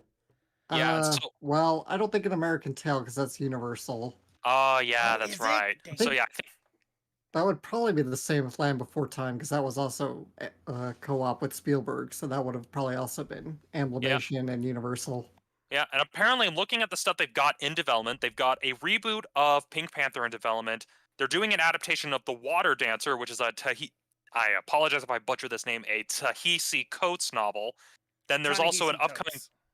Yes, and so there's also upcoming biopics for Richard Pryor and Sammy Davis Jr. and Ooh. a new version of Fiddler on the Roof, which Dude, I'd pay for the Richard Pryor one. yeah, That would be Fiddler on the great. Roof. If they give it to someone who actually knows what they're doing Yeah. and cast an actual, I mean, they don't even have to try very hard to find someone to play Tevye. I mean, just bring in Alfred Molina. He's played Tevye like multiple times on Broadway, and he does the role perfectly. I mean, granted, it would be nice to find someone on the same level of Topol, but yeah, Fiddler on the Roof. If they screw that up, that will make me sad. Really, really sad. And granted, I am speaking from a position of bias because it is one of my favorite musicals. I played Perchik in my high school production, so it does have a bit of a soft spot for me, but I'm just like, okay, Fiddler on the Roof. If they actually, make a very good new version of Fiddler on the Roof, that's going to pay off for them in dividends with soundtrack sales alone, provided they don't give it to someone like Tom Hooper. Please do not give any more musicals to Tom Hooper, for the love of God. So with that, final thoughts on this one before we move into another top story that we have for our second hour, which we're going to have to take a different approach on. But I think we pretty much covered this. This is a great purchase for Amazon. It's gonna pay in the long run. They've got a lot of properties that they can work with. I don't see this being a bad thing.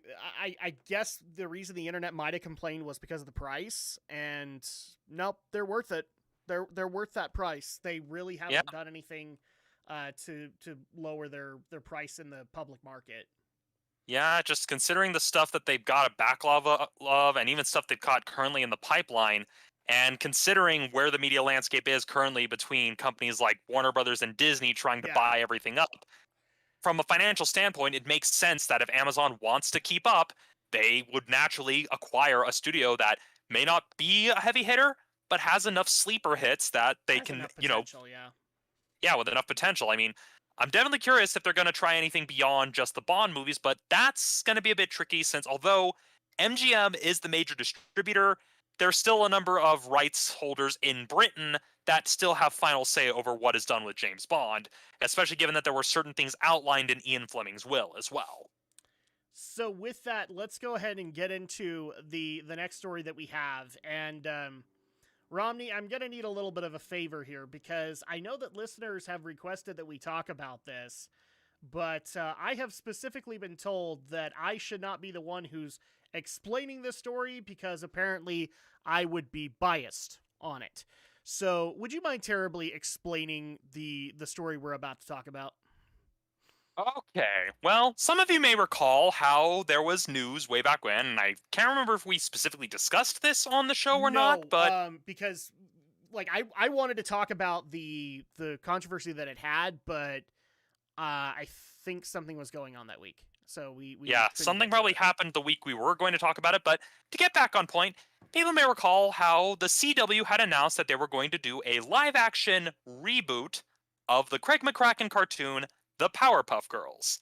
Now, anybody who hears CW reboot immediately thinks of one other controversial series that is very much a dumpster fire that people can't stop watching, and that would be Riverdale.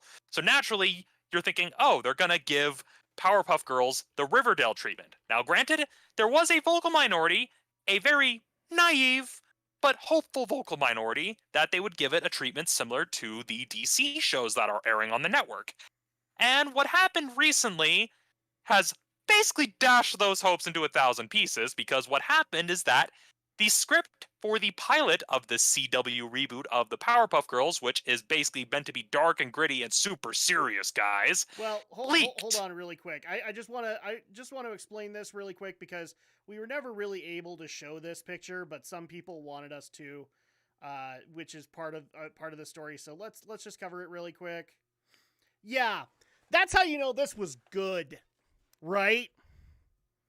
Yeah. I mean, Yeah. considering the approach they were going for, that the original premise of the reboot is that, oh, this is going to be focusing on a group of the Powerpuff Girls as teenagers after having been heroes in the past, which, yeah, I mean, I get it. You want to do your own Logan-esque take on it, but yeah. Which people thought, okay, well, they've got the accurate costumes, and if they're going to do a time skip sort of storyline, then, well, maybe it won't be bad. But with the leaking of said script, which, by the way, after it was leaked, the CW filed DMCA takedown notices of Which the pretty snippets much that were confirms shared. that And it's accurate. yep.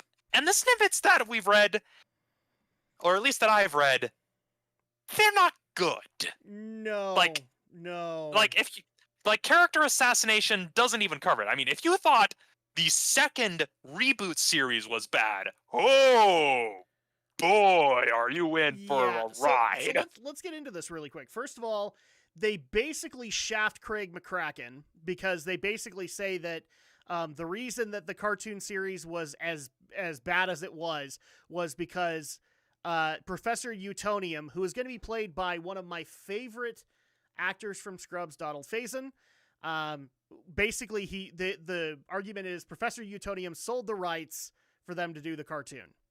So fuck Craig McCracken and the fact that he worked so hard on that, and his humor is probably better than what they came up with in this goddamn script. Yeah, I mean, if you want to, I mean, the reading the script, I mean, even Adi Shankar, as mixed about his approach to stuff as I am, even Adi Shankar wouldn't go. Should we go ahead and read some of this? Because we actually have snippets to go with. Yeah, so, which let me go ahead and give you guys a little bit of ambiance. Maybe future editor Drac, when you put this up on the RSS feed, put in some Masterpiece Theater while I'm reading this. Here we go. Interior, Powerpuff Girls' home. Hallway, Buttercup's room. Day. Blossom heads upstairs, where the bumping sound continues from Buttercup's room, then abruptly stops. Blossom opens the door and finds Buttercup in bed with Macy, the woman she eyed at the bar the night before. They've just finished. Oh God, I'm sorry! It's fine. We're done, right? I'd say 6 times is enough. yeah, Did they forget that this was once a kid's cartoon? yep. Again, Absolutely. they basically decided, hey, this worked so well for Archie by, completely crapping on the established canon and the established characterization. I mean, we could go over all the snippets, but, well, the show would end up going on for, an extra 5 hours because we would have to stop. I'm picking some good ones. Blossom's fine. I saw her on Insta that she has a boyfriend. I saw on her LinkedIn that she got promoted. And I saw on Facebook that she still talks to Grandpa despite their political differences. Coming back here is probably triggering for her. Why? Because she's the one who killed Mojo? I mean, moveon.org. How do you do, fellow kids? Yep, that's it right there. And here are some of the details that have come from these leaks where they Tact, basically you have changed. none. Humor, you have none. Writing potential, you have none.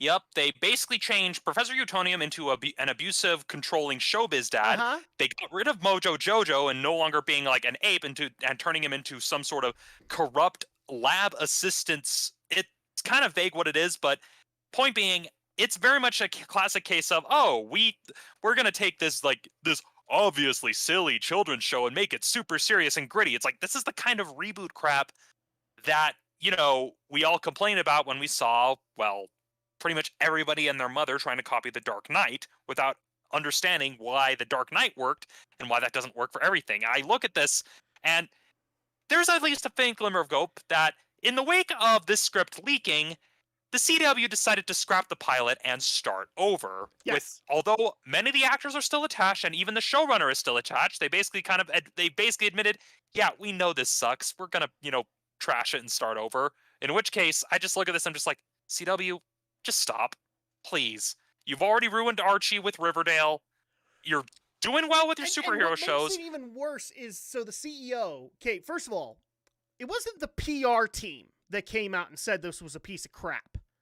They actually brought the CEO of CW out to do PR for this. That ought to tell you just how much of a fucking dumpster fire this is.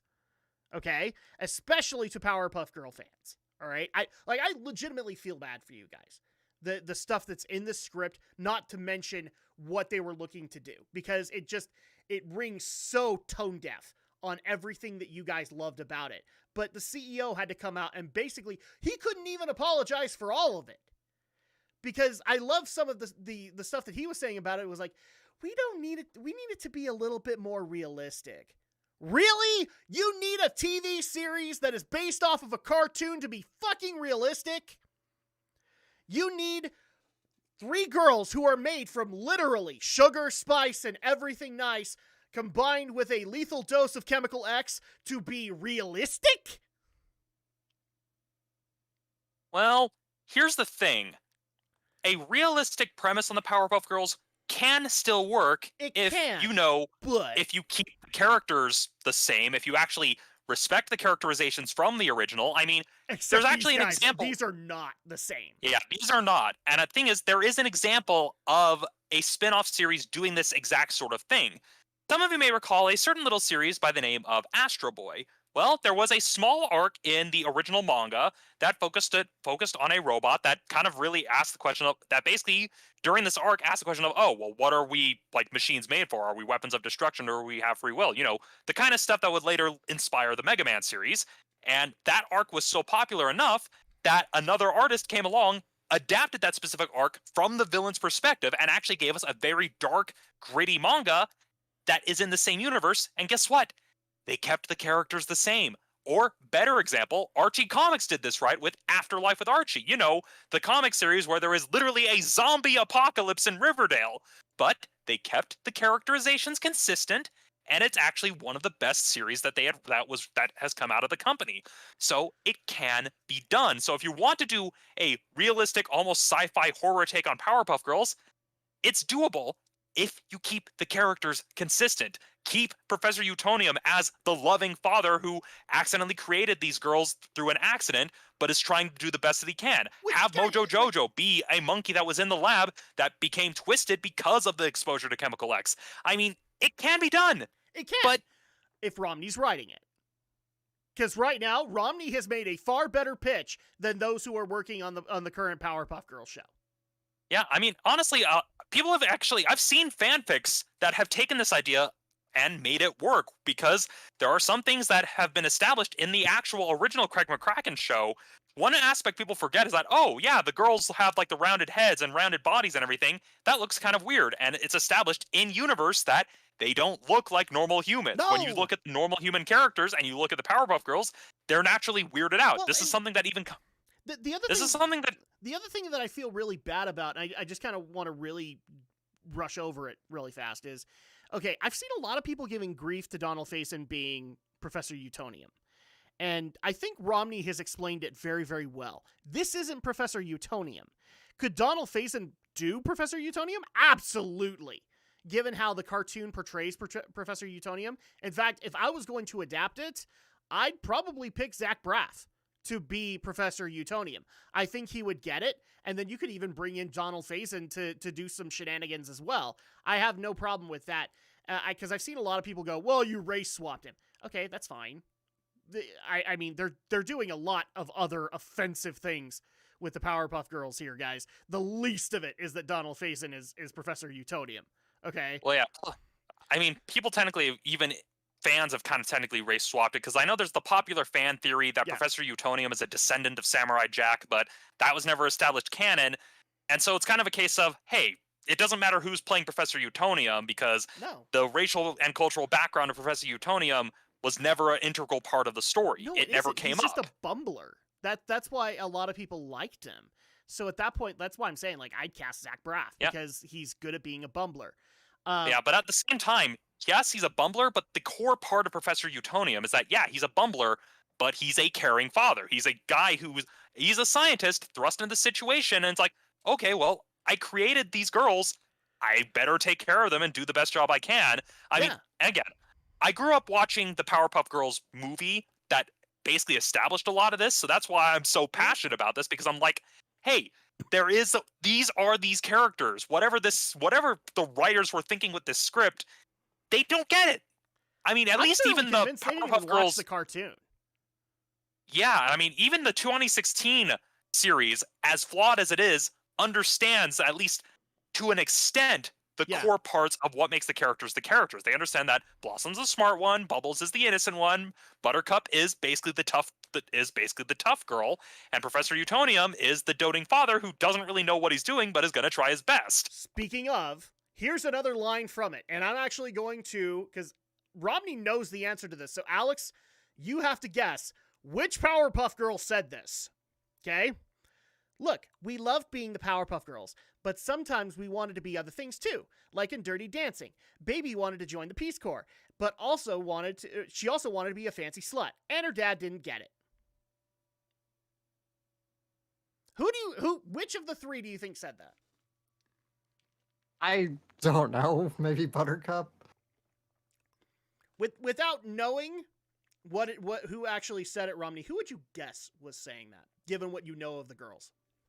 Given what we know, and at least based on the characterization we've seen, this sounds more like a Buttercup line. It would be a Buttercup line, or I've seen a lot of people say, like, that could actually be a Blossom line as well, because it's very smart and intricate. This is Bubbles! Bubbles is saying the line. The airhead. The ditz. The innocent one. Yeah, I look at this and I'm just like, did the writers just watch that Mad TV parody and think that that was the actual obviously show? With the dresses. I'm kidding. This doesn't seem like a human wrote the script. It seems like they used one of those AI generator programs that you see. Looks like those clowns in Congress did it again. What a bunch of clowns. Yeah, it's just, I look at this and I'm just like, okay, clearly whoever was working on this was pretty much writing for the paycheck. Was like, okay, they're having me working on yet another dumb reboot on the CW. I'm gonna say I don't think that's the case. Now that I've done a lot of homework on this, I recently did a live stream where I talked about the Kevin Smith He-Man and actually got into the Netflix She-Ra and kind of my viewpoints on it. I don't have viewpoints. I never watched it. But I do know that it has quite a bit of controversy surrounding it, and a lot of it is based around the argument that some She-Ra and He-Man fans are arguing that the showrunner for Netflix She-Ra never watched the original series and never had any love for it, and instead made a lot of assumptions when it came to the development of She-Ra, which I now know are inaccurate when developing that. And that's kind of what I feel is happening here, is these guys have never seen a single fucking episode of the Powerpuff Girls and are basically taking one of their scripts that they wanted to be able to tote to Hollywood that wasn't getting anywhere, and they've slapped Powerpuff Girls all over it. That's basically what's happened. Alternately, it probably could just be a case of, hey, we've got this random vague property. Here's the Cliff Notes version. Make us another Riverdale. That's probably what the writer was told. And I'm sorry, Powerpuff fans. Like, I'm not a big Powerpuff Girls fan, but I do have favorite episodes. Like I watch a few every now and again just because I think that there's a lot of really good humor from Craig McCracken. I've wanted to see other stuff that he has done since then. I don't think he's really done anything after Powerpuff, but he's done a few other shows. I know Wander Over Yonder was one of his, and I know there's a show he's currently working on that's currently airing. It's just I don't remember. I think it's on Disney XD. I could be wrong though. I know that he is working on a show that is currently airing. It's just after Powerpuff Girls, he kind of got away from Cartoon Network and kind of joined the Disney camp. I know that much. But the problem is like this script is going out of its way to not only spit on what came before, not only just, crinkle it up in their foot and kill it, bury it alive. There's no homage to what came before here. There's nothing at all. And if this is a reboot, the first thing that fans are going to expect is that you're going to be doing some kind of a loving homage to what came before. Now, the funniest thing about this, Romney should write this because he would do it. He would give that appropriate homage to the cartoon itself, to the movie. Maybe he'd even throw in. I honestly think if given enough time, Romney would find enough things to do with the previous series, the rebooted series, and make fun of that a little bit, you know. But at that point, do I think he would do it maliciously? Hell no. You'd have some fun. At least with that, I know I'd get something interesting. Here, it is nothing but pure spite out of this. I'm getting nothing but you didn't want to work on this property whatsoever.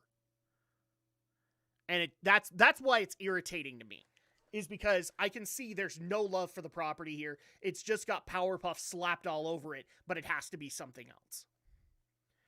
Yeah, I mean, at least to kind of tie things to the She-Ra example, at least with She-Ra, even if the creator didn't watch the original series, which granted wasn't as great as people think it is, at least there was at least a German. They at least embraced what it was like. Okay, it's a fantasy superhero show. Let's embrace it and at least keep it within the same genre. One thing people forget is that the Kevin Smith He-Man series that we're getting is not meant to connect to the She-Ra show. It's meant to be a sequel to the original Filmation series. That was the approach when it was first announced, so that's why it looks as different as it does. But with something like this, with what we're getting with this script, and again, the CW, knowing that it leaked, if they tried to go forward with it, they'd be basically stepping onto a bunch of landmines and hoping that they didn't blow up. But looking at this, like you said, there's no love here. It's just a purely cynical ball of nothing. Guys, honestly, like, this is what Thundercats Roar would feel like to me. Like, that's the writing that I would expect from Thundercats Roar compared to what has come before in Thundercats. And that's why it's pissing me off. Is like, I could totally see people getting absolutely just pissed because this isn't the series that they grew up with and they loved. I mean, if this was a series, like, I love Powerpuff, but if you went to something that I was a little bit more invested in, like for example, Dexter's Laboratory, if you try to do a reboot with this kind of writing, I'd spit in your face. I would never watch it, and I would criticize it every day, every opportunity that I got, because it's not what it's supposed to be. But we kind of need to move on to other things. Final thoughts on this one, Alex. I'm going to give it to you. Anything else you want to add in here? And I've been reading more of these. I'm just like, I'm perplexed. Humans wrote this? Because again, it really does sound like they used one of those AI programs. Well, they want to think they're humans, but they really aren't. It just sounds like it was made with... You've probably seen them, like, you know, like on Twitter. It's like, I had an AI rewrite a chapter of Harry Potter or something like that. And it's like the most wild thing you ever read. And that's what it feels like. It feels like somebody just had an AI write this. Like, nobody actually wanted to write this script. And I'm just like, how could it be this bad? Unless it's from those guys that did all those damn scary movies. Not talking about the Waynes, talking about the sequels. And I just kind of want to bounce this off of both of you. You are the CEO of CW right now. What is your action towards the crew?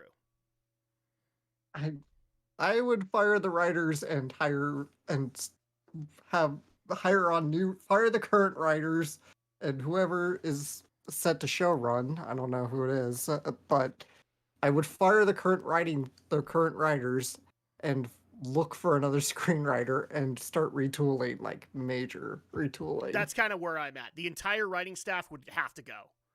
I would immediately want them on, like, they aren't working on anything CW ever again.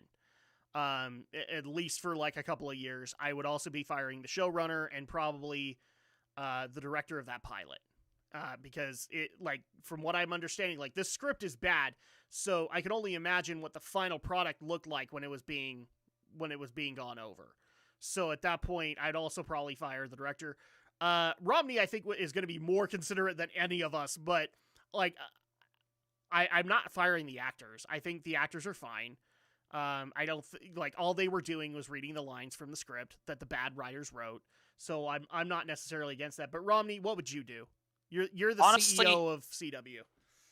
Honestly, I would basically tell them, like you guys, I honestly, even though I would feel for the actors, I'd be like, we need to start over. Clearly, none of this is working. We need to basically scrap everything and start from the ground up. And honestly, I would probably take the approach of, okay, you clearly don't know what we're doing. Let's see if we can get some of the writers who worked on Arrow or Supergirl and see if they can find something to do with this. Yeah. And basically, like, hey, let's headhunt some of the writers from the DC shows, see if they want to take a crack at this and try to basically, it'd be one of those, like, that would be my first approach. Is like, okay, we're going to start completely from scratch and give this to the people who do the DC hero shows because they know how to actually do this sort of thing and see what they would come up with it. I mean, I look at that's pretty much would be my first thought of, well, we have these really good, really popular DC superhero shows.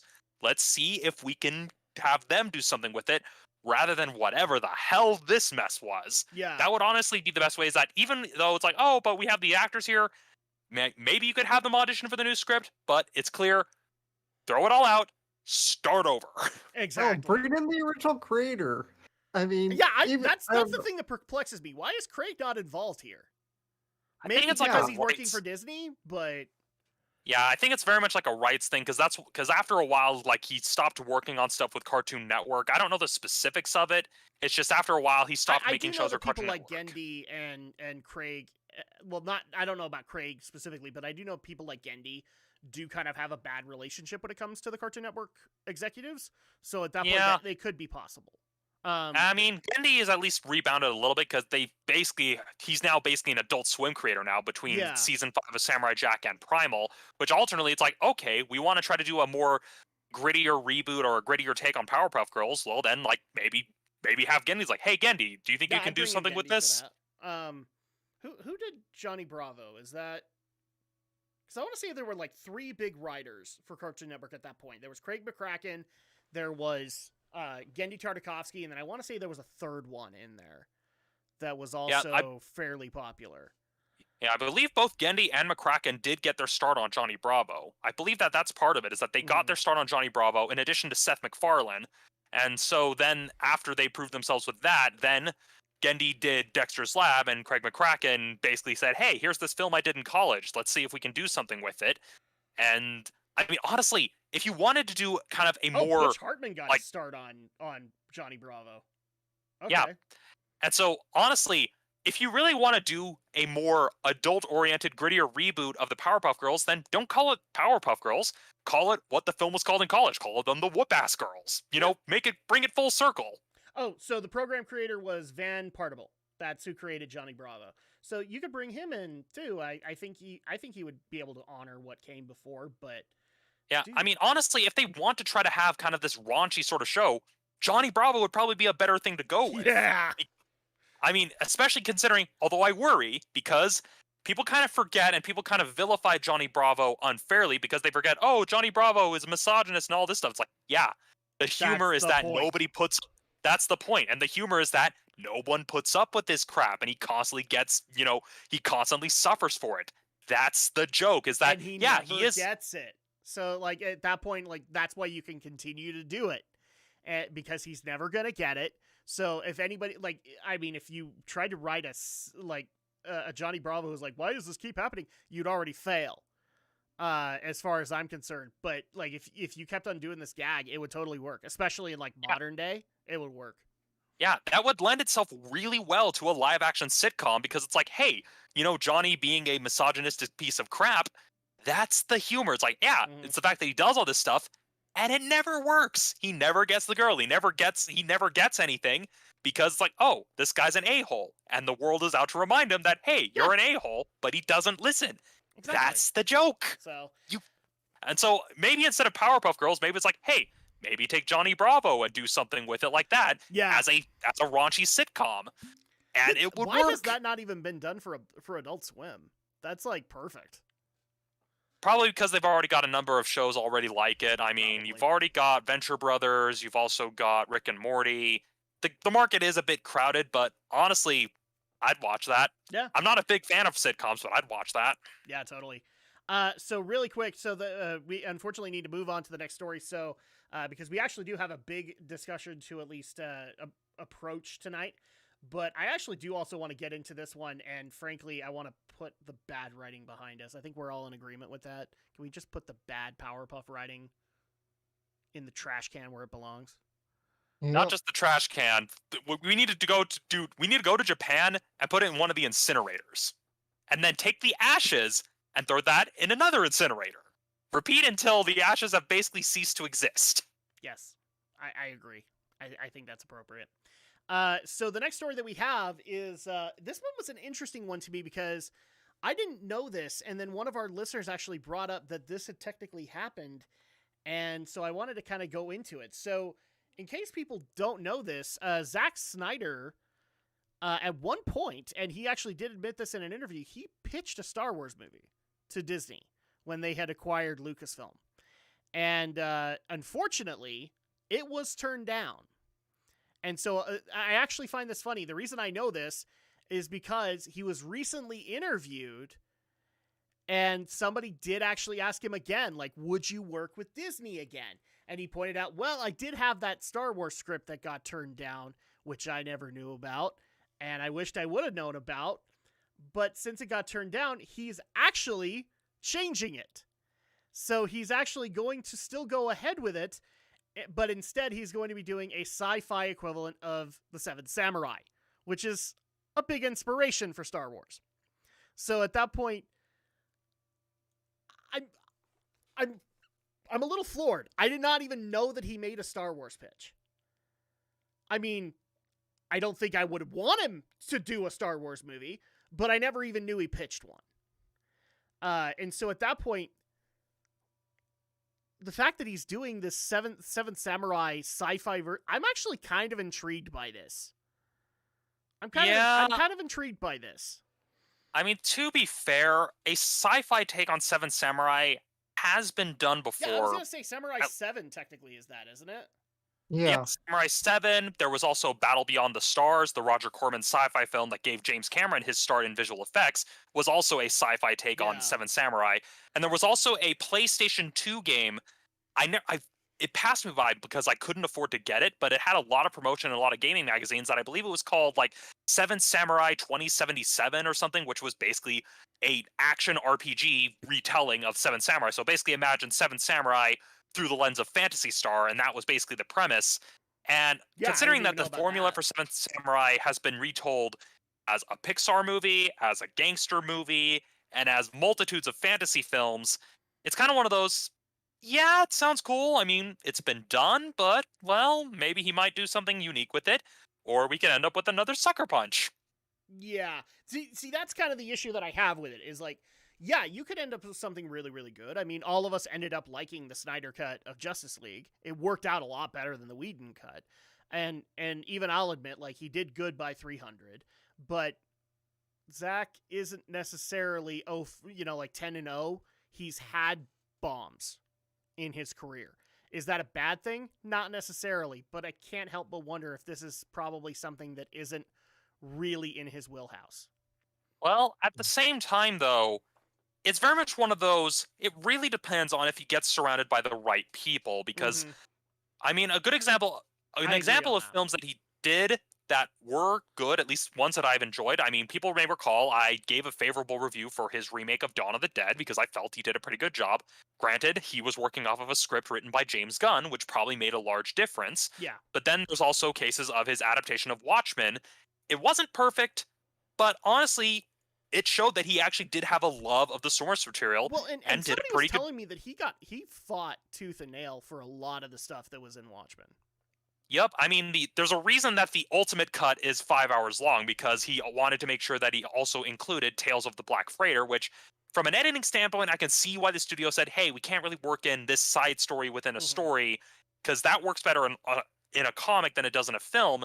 But even when you look at the theatrical cut we got with Watchmen, it was still pretty dang faithful to the source material, and it came from a place of love. And so it's one of those things where I can see, especially if Snyder is reframing it as an original idea, I'm definitely curious to see how it would look, depending on what sort of sci-fi sort of trappings he tries to give it. I mean, it's kind of one of those, is he going to lean more hard into the samurai side of it? Is he going to go kind of more of the space western side of it, like a sci-fi version of Magnificent Seven? Or is he going to kind of go in some weird in-between that could either work really well or crash and burn horribly? Case in point, Sucker Punch. That's kind of the issue that I have with this, is like, I am intrigued by the idea, but I have kind of the same issue. Is like, I don't know where he would go with this. I mean, it would be cool for him to go like a sci-fi angle if he wanted to try and do some kind of like lightsaber type samurai swords. That would be really cool. But is he the guy to do that? I don't know. Because it's the only movie that I can think of where he had a katana in it was Sucker Punch, and that wasn't good. So yeah. I don't know. This is hard to call, but it's very interesting that this was originally pitched as a Star Wars movie, and then now he's going to do Seven Samurai, basically. Yeah, which again, it's been done. And who knows? Maybe we will be pleasantly surprised. We might have another Samurai 7 on our hands, because I'm sure people looked at Samurai 7 and were like, really? A steampunk sci-fi take on Seven Samurai? But it worked out pretty well, and it could be a case of, okay. I was very skeptical of Samurai 7. That's why it took me so long to get to it. But once I saw it, I was pleasantly surprised with how well it held up. And I mean, the premise itself, there's a lot of flexibility there depending on how you want to approach it. I mean, again, A Bug's Life literally is the same story as Seven Samurai, but with a twist. Instead of actually having actual warriors, you basically had, a bunch of actors pretending to be warriors, and it worked. So the Seven Samurai formula is a pretty flexible framework to work within, and depending on what you dedicate the world building to and everything, you could come up with something pretty cool. As for how Snyder is going to reframe it as an original thing, that remains to be seen. I mean, I've been hearing good reviews of Army of the Dead, and so maybe his style has changed to the point where maybe he'll actually be able to do it right, because again, it's been like almost a decade since Sucker Punch, so I mean, a lot can happen over 10 years, so it's kind of one of those things where I kind of agree with the aspect, because from what I understand of Army of the Dead, he it's pretty much his own baby at that point. He didn't really have any corporate meddling or anything like that involved with it. And that seems to be the way for him to go from here on in. Just don't deal with any of the corporate stuff. Yeah, I mean, again, might be pleasantly surprised, and maybe here's because the one thing I look at it, when it comes to looking at directors, they're a lot like painters. They each have different periods where you can tell where they're at mentally and emotionally, and how that influences their style. And Zack Snyder's kind of at that point as well, where I'm sure he's probably learned a fair bit from having to work on the various DC films, that now he's kind of thinking, okay, well, this is what I tried doing when I was working under these very tight restraints. Here's what I can learn from it, and that may have shaped his style.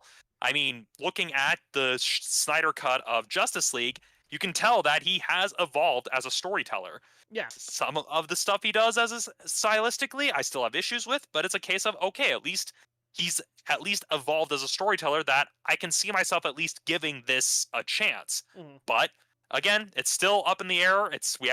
There's no trailer, no casting or anything, so we don't even know if this will actually become a thing. It's just a case of, oh, hey, I'm going to rework this into an original idea since Disney didn't want it, which happens all the time. I mean, looking at a Star Wars basis for Seven Samurai, I mean, I'm surprised it hasn't been done already, but Yeah, I mean, it kind of makes sense. Like, you could do something about that. Yeah, it's just the time period that the original pitch went for is where I kind of tilt my head at, because let's actually explain this really quick. So the pitch that he actually put up, again, this was inspired by Seven Samurai. He was going to be setting a movie after Return of the Jedi, and it was going to be a new cast of Jedi warriors on a mission. But we don't necessarily know like what the mission was or anything like that, and that's where I have a little bit of an issue, because if we're putting it right after Return of the Jedi, that doesn't leave a whole lot of time for Luke to be able to establish a new Jedi Order. So at that point, a lot of people would just be sitting there going, "Okay, where did he find all these Jedi warriors?" And that's assuming that Luke would even be involved. I mean, if I were to take that approach, I wouldn't set it after Return of the Jedi. I would probably set it in the gap between 3 and 4, where you basically have the Jedi in hiding post Order 66. And that makes more sense. And especially considering, I mean, people forget, with Seven Samurai and Magnificent Seven, a lot of the samurai die. And so if it's a case of, okay, if you have a post-Order 66 pre-rebellion galaxy, and then apply the Seven Samurai formula there, and then maybe have the Empire be the antagonistic force, there's a story. But again, it's a very flexible framework, so it's kind of like, okay, after Return of the Jedi, I can kind of see it's especially it could be one of those, okay, is it immediately after the defeat of Emperor Palpatine, or is it kind of jumping ahead where there's just this period where Luke's trying to establish a new Jedi Order, but there are still other Jedi who survived Yeah. Order 66 just roaming around. And Honestly, I kind of want to bounce back to this because the listener that brought this to us, I mean, just kind of in general, would we want Zack Snyder to do a Star Wars film? well, I don't know. Like A Star Wars film, no. For me, that would be a hard no. because given what he was talking about, that might be really cool. I just have an issue with where you placed it. Because one of the things that might actually be really cool is like you have this battle with all, like you have this mission with these Jedi warriors, and if you actually had an ending where maybe like Vader found them because of this, and that's how they died. And that's why they're not there in episode 4. That would make a lot more sense than putting it past episode 6 when we know that Jedi are in very, very short supply. yeah, which, I mean, I'm a bit torn. I mean, before seeing the Snyder Cut, I would agree with Alex where I wouldn't want to see it, but Yeah. after seeing the Snyder Cut, it would be less of, oh, it would be great. It'd be more just kind of a morbid curiosity of, okay, what would that look like? I mean, Yeah. I'm sure Disney would say, hey, you're not going to make this black and white. You're going to use color, goddammit, because the lightsabers have to be different colors. But I definitely would be curious to see how that would look. a brown lightsaber. I mean, I'm sure you probably would try to push for some sort of black and white take on it, which, Yeah. then again, that's something you could arguably see with Star Wars, depending on the story you're telling. If it's something involving the Jedi, that wouldn't really work. But if it was, say, something like Rogue One as a black and white movie, that I could see, because Yeah. stylistically it would lend itself to that very well. And so, in terms of seeing Zack Snyder doing a Star Wars movie, I would definitely at least be curious to see what that would look like. Would I necessarily pay to see Yeah. it? Not necessarily, but it's very much, I would be curious. See, I'm kind of there with you. Is if we're talking about Batman v Superman, Zack Snyder, absolutely not. But Snyder Cut Justice League has kind of opened my mind to the idea, especially if he's untethered. But here's, already I kind of write myself into a corner here because he would be tethered by Disney. And so at that point, that's kind of one of the issues that I would have is like, we all agree that Snyder Cut was really, really good, but a lot of that was because he was fulfilling his own vision and Warner Brothers wasn't really paying for it. So at that point, I don't see Disney doing the exact same deal. They would want to be involved in every aspect, and that would be Zack at his worst.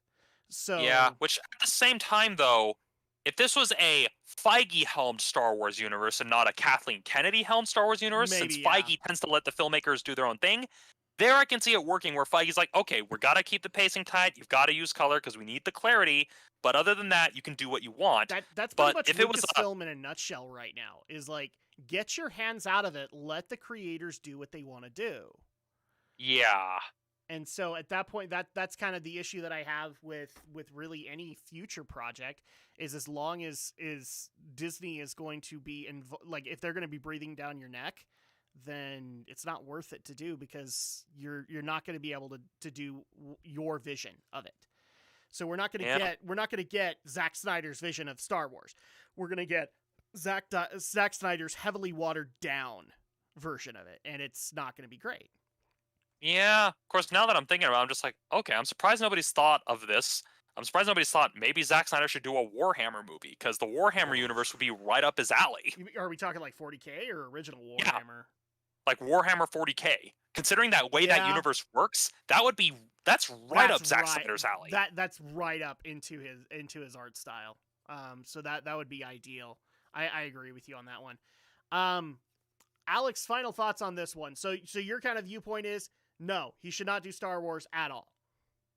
No, but Okay. as far as the Seven Samurai idea, I'm open to it. I think he could do something really interesting with the story of Seven Samurai, especially in a sci-fi setting. Yeah. I think maybe he ought to consider trying to launch this as a Netflix series instead of just trying a singular movie, or at least maybe a 2-part movie that's really fairly long. I think a series might suit this pretty good. So I certainly would be open to seeing a Zack Snyder take on the Seventh Samurai. And just to appease the Zack Snyder fans, yes, bring back Henry Cavill to play somebody, because from what I understand, Zack never had any issues with Henry. It was all Warner Brothers. So at that point, it would actually be kind of cool to see Zack and Henry working together again on something new. But that raises the question, with Henry Cavill, would he be the I can see him working, like, okay, I don't know bringing him back would be... but... Yeah, like, who would you have him as? Would you have him as the stoic leader Kanbei, or would you have him as, the brash Kikuchiyo? It's kind of like, I can see Cavill doing either one, and so it's kind of... I can't even see him in Highlander, and we haven't even talked about that. That's probably going to be, like, next week. We already know he's probably on board for that. But he's confirmed it. Cavill's confirmed it. But we don't know who he is. We have two possibles. We have that he's either Connor, which more than likely I think is what's going to happen. He's going to be Connor, or he could be Rugal. I think that's his name. No. What was that? The Kurgan is who you're thinking of. of. Kurgan, thank you. Which Cavill's confirmed, given the stuff that he's reading to prepare for the role, it's confirmed that he's going to be Connor McLeod. It's got to be Connor. Because Henry Cavill, I don't see him playing a villain.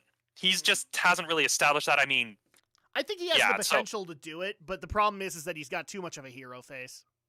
Yeah, too much of a hero face, and plus that's just kind of the brand he's established. I mean, if it was like a villain who was a paragon, who was very much an ideological extremist, so like that would be the kind of villain you could see Henry Cavill as someone who believes that they're doing right so strongly that they're willing to basically destroy the world to prove it. So kind of a Javert type villain. Yeah, that I can see.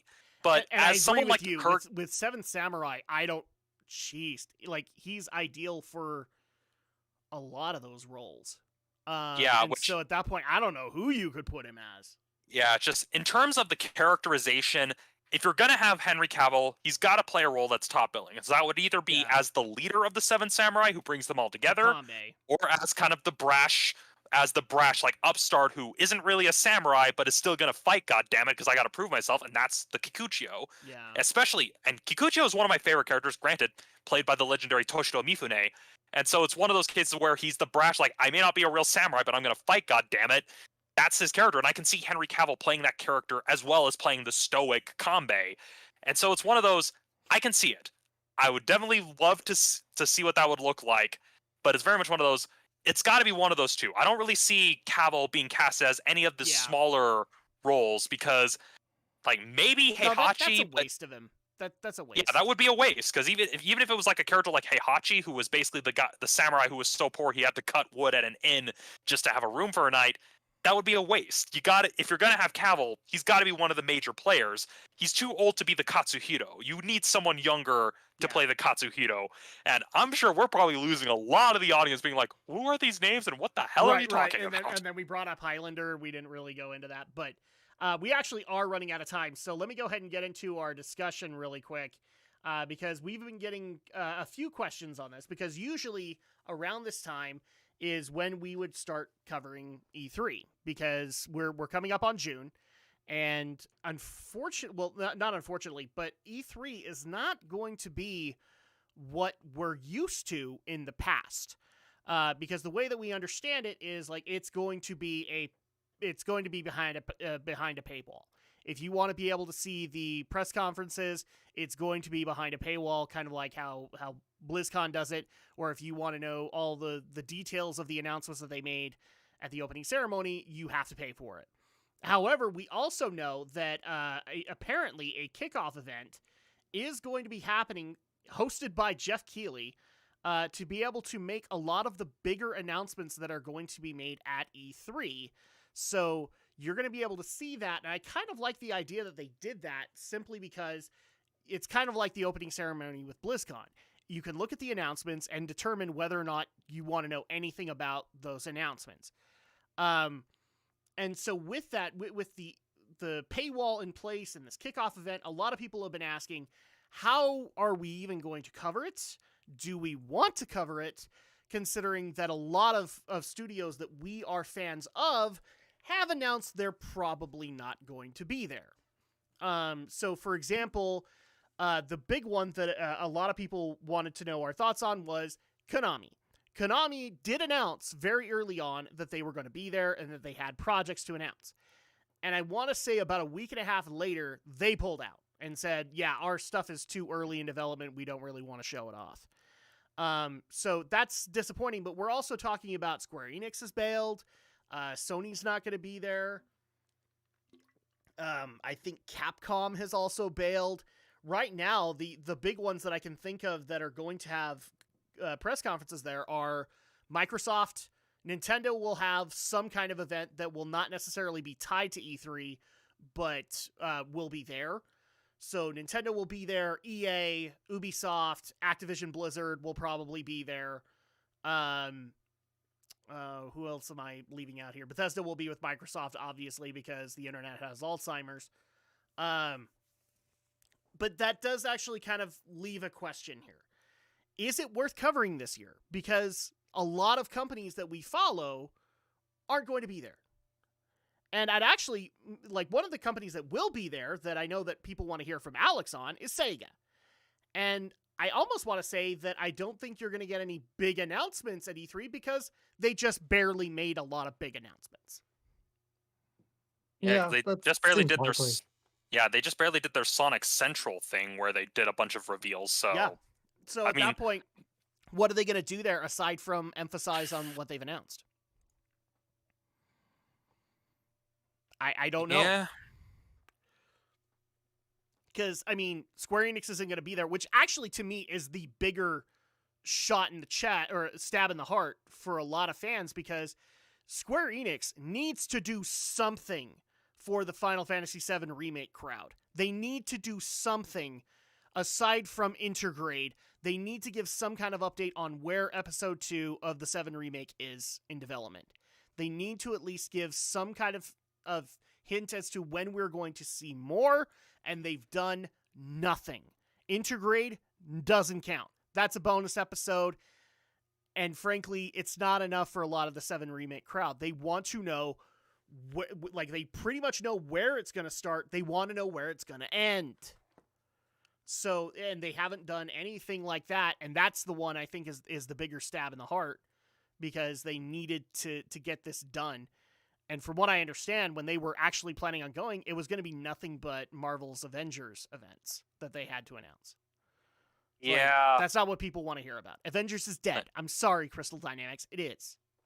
Yeah, and especially after, the dumpster fire that is Avengers, they've kind of started pivoting, since most recently they did a major reveal with the 35th anniversary of Dragon Quest and all those announcements and as well. Those were cool. Those were cool. And so it's kind of one of those.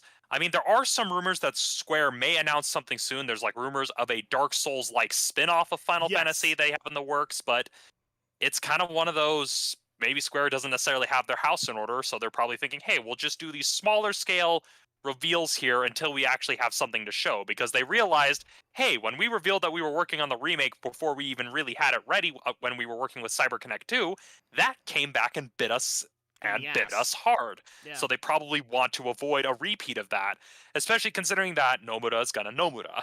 Yeah, exactly. So as far as covering it, I mean, with who is there, do we even have interest in covering it? I mean, I know that we'll probably do Nintendo Talk because Nintendo will be there. I'm not sure if that's going to be the one where we find out all the Zelda announcements that are going to be happening, but we're definitely going to get a sense of what's coming from Nintendo in the near future. I think a lot of it is going to be Zelda and Pokemon oriented because of those anniversaries. So that'll be interesting. We'll probably get a Smash reveal too. But aside from that, I gotta be honest, I'm not interested in anything EA has to announce. I'm not interested in anything Activision has to announce. Microsoft, Bethesda. Microsoft, unless you're announcing Killer Instinct 2 for Series X, I'm really not interested in anything else that you have there. Even though I've kind of speculated, I agree with this, that Halo Infinite will be there and probably Gear 6 will be there. But that's kind of the issue. Is there any studio there that we want to cover aside from Nintendo? Honestly, Not really, at least not for me. And a large part of it has less to do with certain studios not being there. It's just also just a case of there's just not enough hours in the day. I mean, between the fact that I have a day job, there's just not enough, Yeah.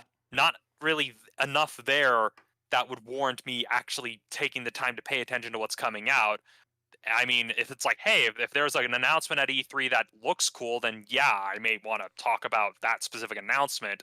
But as for covering the conference itself, honestly, it's kind of, I think E3 is just kind of on its last legs here because a lot of the studios have wised up and The realized, hey, paywall doing does our not help in that. yeah, in like the that paywall, and it's even a case that game studios have realized, hey, doing our own events and our own reveals is a much more cost-effective way to drum up hype. Yep. And so it's kind of like E3 is just largely it's irrelevant now. Yeah, and that's kind of the issue here. Is like if you had people like Konami there, Konami has not been in the gaming world for quite a while.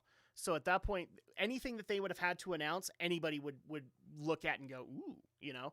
So you had that, but Capcom has pretty much done their own announcements, especially like with games like Monster Hunter. They just barely announced a bunch of stuff for Monster Hunter Rise and Monster Hunter Stories 2.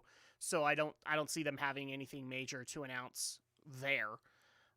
So that's kind of the issue. My plan, bottom line, is going to be, it would be really cool to do a trailer roundup. So, for example, I'm planning on watching the kickoff event because if that's where all the major announcements are going to be, then I might as well watch that and then determine if I want to know anything else on the matter. So we'll probably do like a trailer roundup and get some of the bigger trailers that we probably care about, which will probably be a lot of Nintendo.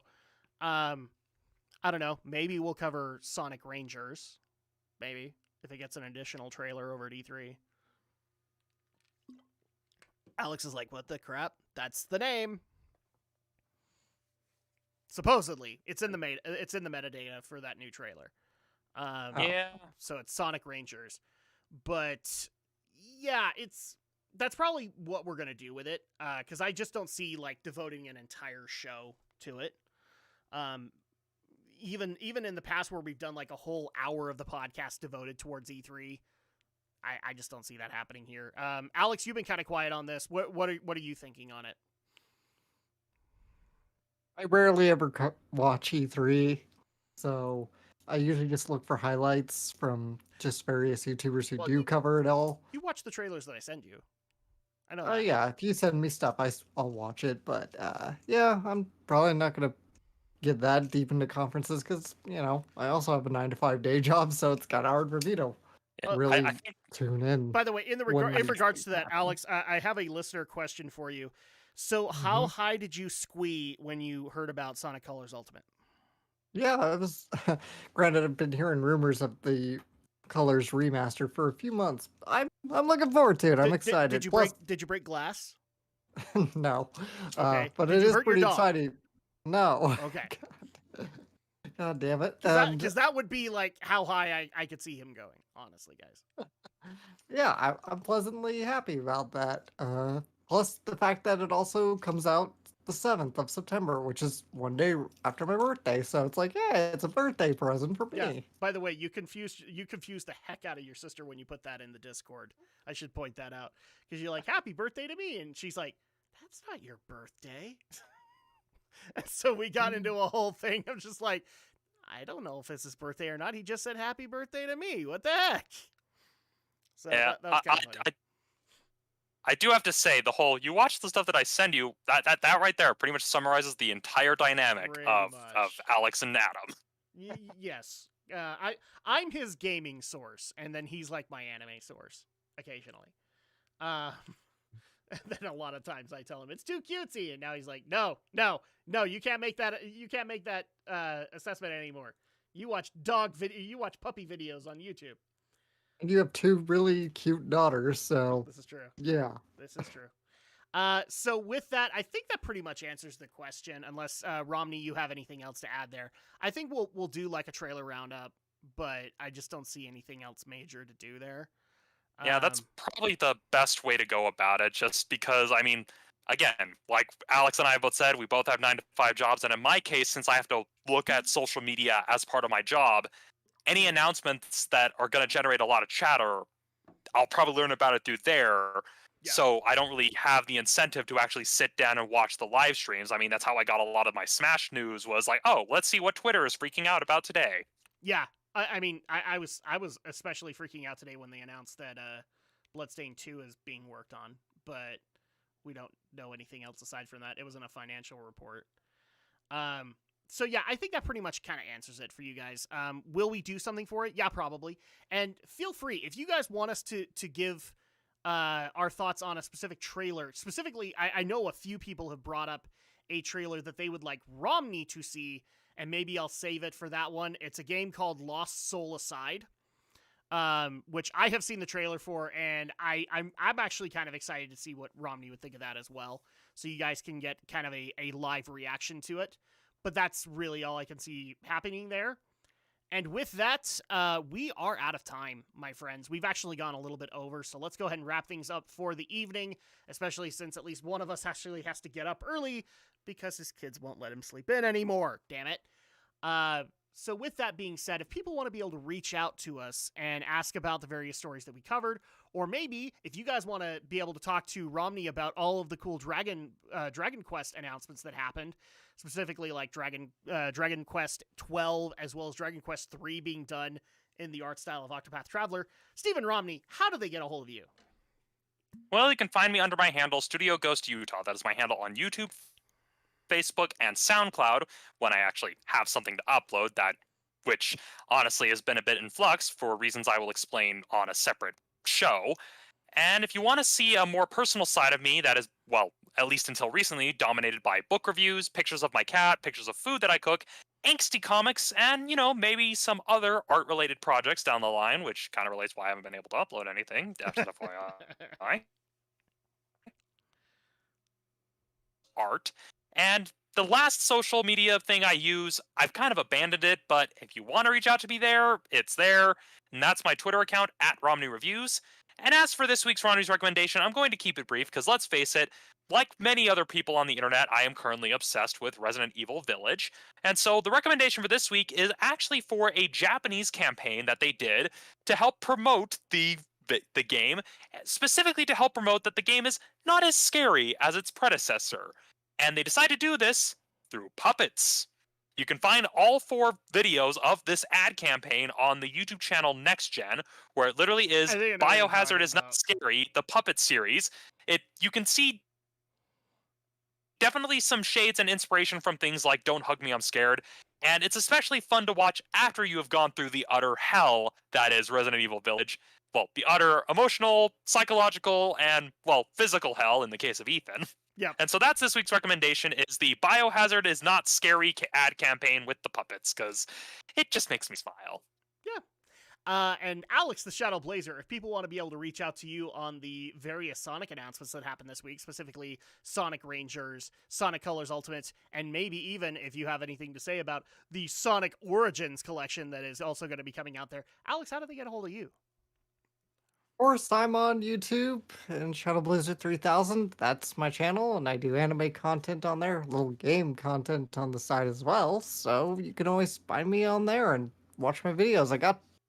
There's gonna be one I'm working on. It's kind of a beast. You hear that paper rustling? That's my giant script that I gotta kind of work through. There's just some more logistics I gotta work through in terms of like shooting the whole thing. But yeah. Look forward to that. But in the meantime, I'll also probably squeeze out a quick review of the Princess Principal movie, because the first part did drop on High Dive just a couple days ago. It's really short, so I should be able to get a review of that done quickly. So we'll see. That's my whole spiel right there. And then also, you can also join us over at Draken Shadow. We've changed a little bit how we do things, because now we're basically doing our Let's Play recordings live. Is it regular? Not really, but we're trying to make it that way. And you guys can join us for that, because we love being able to have you guys' feedback while we play games like Spyro the Dragon Reunited, Catherine Fullbody, Dot Hack GU Volume 2 Reminisce, as well as Legend of Zelda Breath of the Wild, where you guys can talk about how, unfortunately, how unlucky Alex is and how it always rains in his copy of Breath of the Wild. Rains for everybody in that game. What makes me so special? It rains harder for you. I have no problem admitting that.